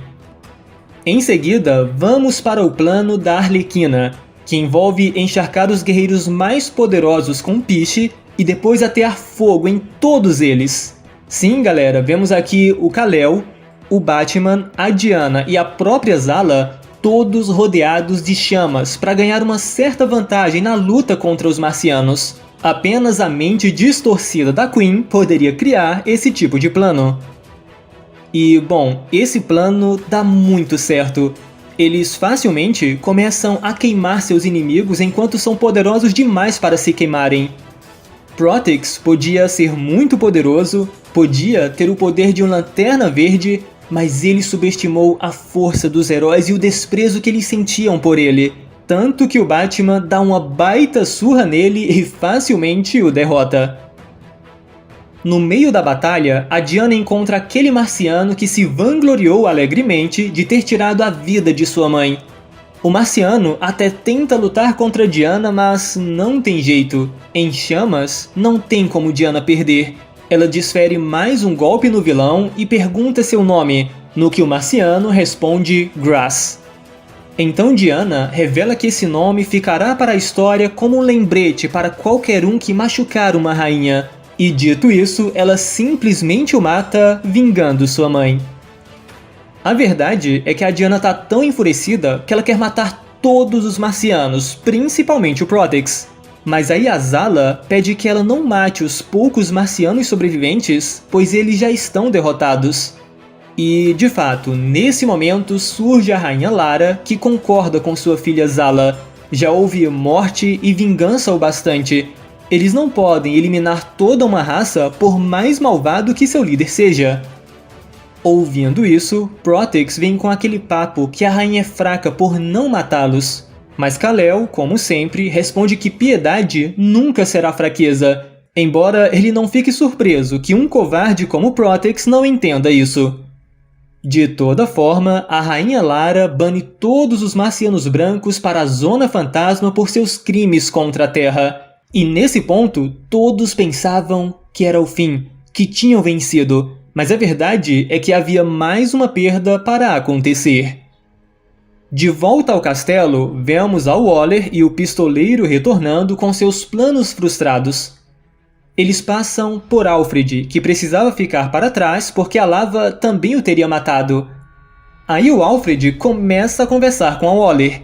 Ele diz que, embora ele não consiga ler os pensamentos dela porque ela tem algum tipo de proteção, ele é capaz de ler os pensamentos do pistoleiro. E assim, ele descobriu que a Waller, na verdade, é uma traidora. Só que o Alfred comete um terrível erro aqui. Ele tenta levar a Waller para as masmorras do castelo, e ao tocar na Waller, ele acaba pegando fogo, porque a Waller tem um tipo de proteção contra qualquer marciano. Na mesma hora, Alfred pede ajuda telepaticamente ao Batman, e Bruce, ouvindo a dor e a angústia de seu amigo, ele finalmente voa pela primeira vez se dirigindo de volta ao castelo. Infelizmente, ele chega tarde demais. Só dá tempo de ele ver o último de uma espécie queimar, de ver o Alfred o chamando apenas de meu garoto. O príncipe morcego voou tão rapidamente, mas mesmo assim as cinzas do homem que ele amava escorregaram pelos seus dedos. O pior é que nem deu tempo do Alfred contar a verdade sobre a Waller. Então a general, astuta como sempre, de repente mata o pistoleiro o chamando de traidor. Sim, galera, ela diz a Bruce que ela acabou de descobrir que o pistoleiro era um traidor que há muito tempo vinha trabalhando com os marcianos brancos. E mais uma vez ela acaba se safando. Daí pulamos para uma semana depois, onde vemos os 3 reinos se reunindo para assinar um tratado histórico para se aliarem formalmente. Nisso, a rainha Lara pede a Bruce para assinar o tratado em nome do reino, dizendo que agora que ele sabe a verdade sobre suas origens, ele deve governar, ele deve ser o rei, já que é tanto um Wayne quanto um El. No entanto, Bruce recusa essa oferta. Ele diz que vai fazer tudo para servir ao trono, mas não vai sentar nele, e logo mais saberemos o porquê. Também temos uma conversa entre o Constantine, a Lois e a Arlequina. Enquanto o Constantine quer festejar assim que o tratado for assinado, a Lois revela que outros podem ver essa aliança entre eles como uma ameaça. Ela cita, por exemplo, o Senhor dos Mares, provavelmente o Aquaman desse mundo. Ela fala sobre o Reino do Céu, que eu acho que pode se referir à Nova Gênesis, e também menciona as Ilhas Congeladas. Ou seja, isso sugere que futuramente podemos ter uma continuação dessa HQ. Bom, no meio dessa conversa, a Lois pede licença assim que ela avista o Kal-El. Ela se aproxima dele para perguntar como ele conseguiu escapar da Ilha das Amazonas. Kal-El apenas responde que isso é um segredo, no que a Lois retruca que felizmente ela gosta de resolver mistérios e vai embora. Vendo isso, Bruce percebe o que estava acontecendo aqui, e Kal-El apenas diz que a Lois o laçou, pelo jeito não só literalmente. Daí Kal-El tenta convencer Bruce a se tornar o rei, alegando que é seu direito de nascença. Mas Bruce revela que estava pensando no Alfred, pensando em como ele viveu com medo e escondendo quem ele era de verdade. É por isso que ele planeja partir e explorar o mundo para descobrir quem ele realmente é, no que o Kal-El entende isso. Contudo, ele diz que quando Bruce estiver pronto para voltar e perceber que ele é digno de liderar, ele terá a honra de seguir o Rei Morcego. Ele até o chama de irmão e os dois reafirmam seu acordo e sua irmandade com um aperto de mãos. A história termina com as 3 rainhas assinando o tratado. Desse modo, através da tragédia, do sangue e do fogo, 3 reinos foram forjados como apenas um. Nesse dia, eles formaram uma aliança, eles formaram uma união. E essa união ficaria conhecida como a Liga que a Terra precisava. Então é isso, galera, finalmente encerramos essa história e como vocês já sabem, eu gostei bastante de tudo que nos foi mostrado. O roteirista Tom Taylor realmente brilha quando escreve mundos alternativos, ele é muito bom nisso. E essa história, mais uma vez, prova esse ponto. A arte da Yasmine Putri é muito boa. Nos primeiros capítulos, pra mim, ainda era melhor, parecia mais polido, pode ser só impressão. Na verdade, isso não afetou em nada meu entretenimento, ela desenha demais e a arte é muito boa. A batalha final, como tem sido ultimamente, achei muito rápida porque foi apenas em um capítulo. E Taylor fez de tudo aqui. Ele fez a batalha final, fechou o arco de vários personagens, deu alguns momentos finais para todos eles, e ainda plantou a semente de uma próxima história. Apesar de ser rápido, para mim funcionou. Esse é um universo com muito potencial, mas vocês sabem que é difícil fazer sequências que mantenham o mesmo nível. Mas claro que se sair futuramente, traremos para vocês. Agora comenta aí o que vocês acharam dessa saga, desse final, se gostaram, não gostaram. Muito obrigado por assistir, não esqueça de deixar o like para ajudar o canal. Nos siga também lá no Instagram para ficar sempre por dentro das novidades. Se ainda não é inscrito, se inscreve aí, ativa o sininho para receber as notificações de novos vídeos e até a próxima.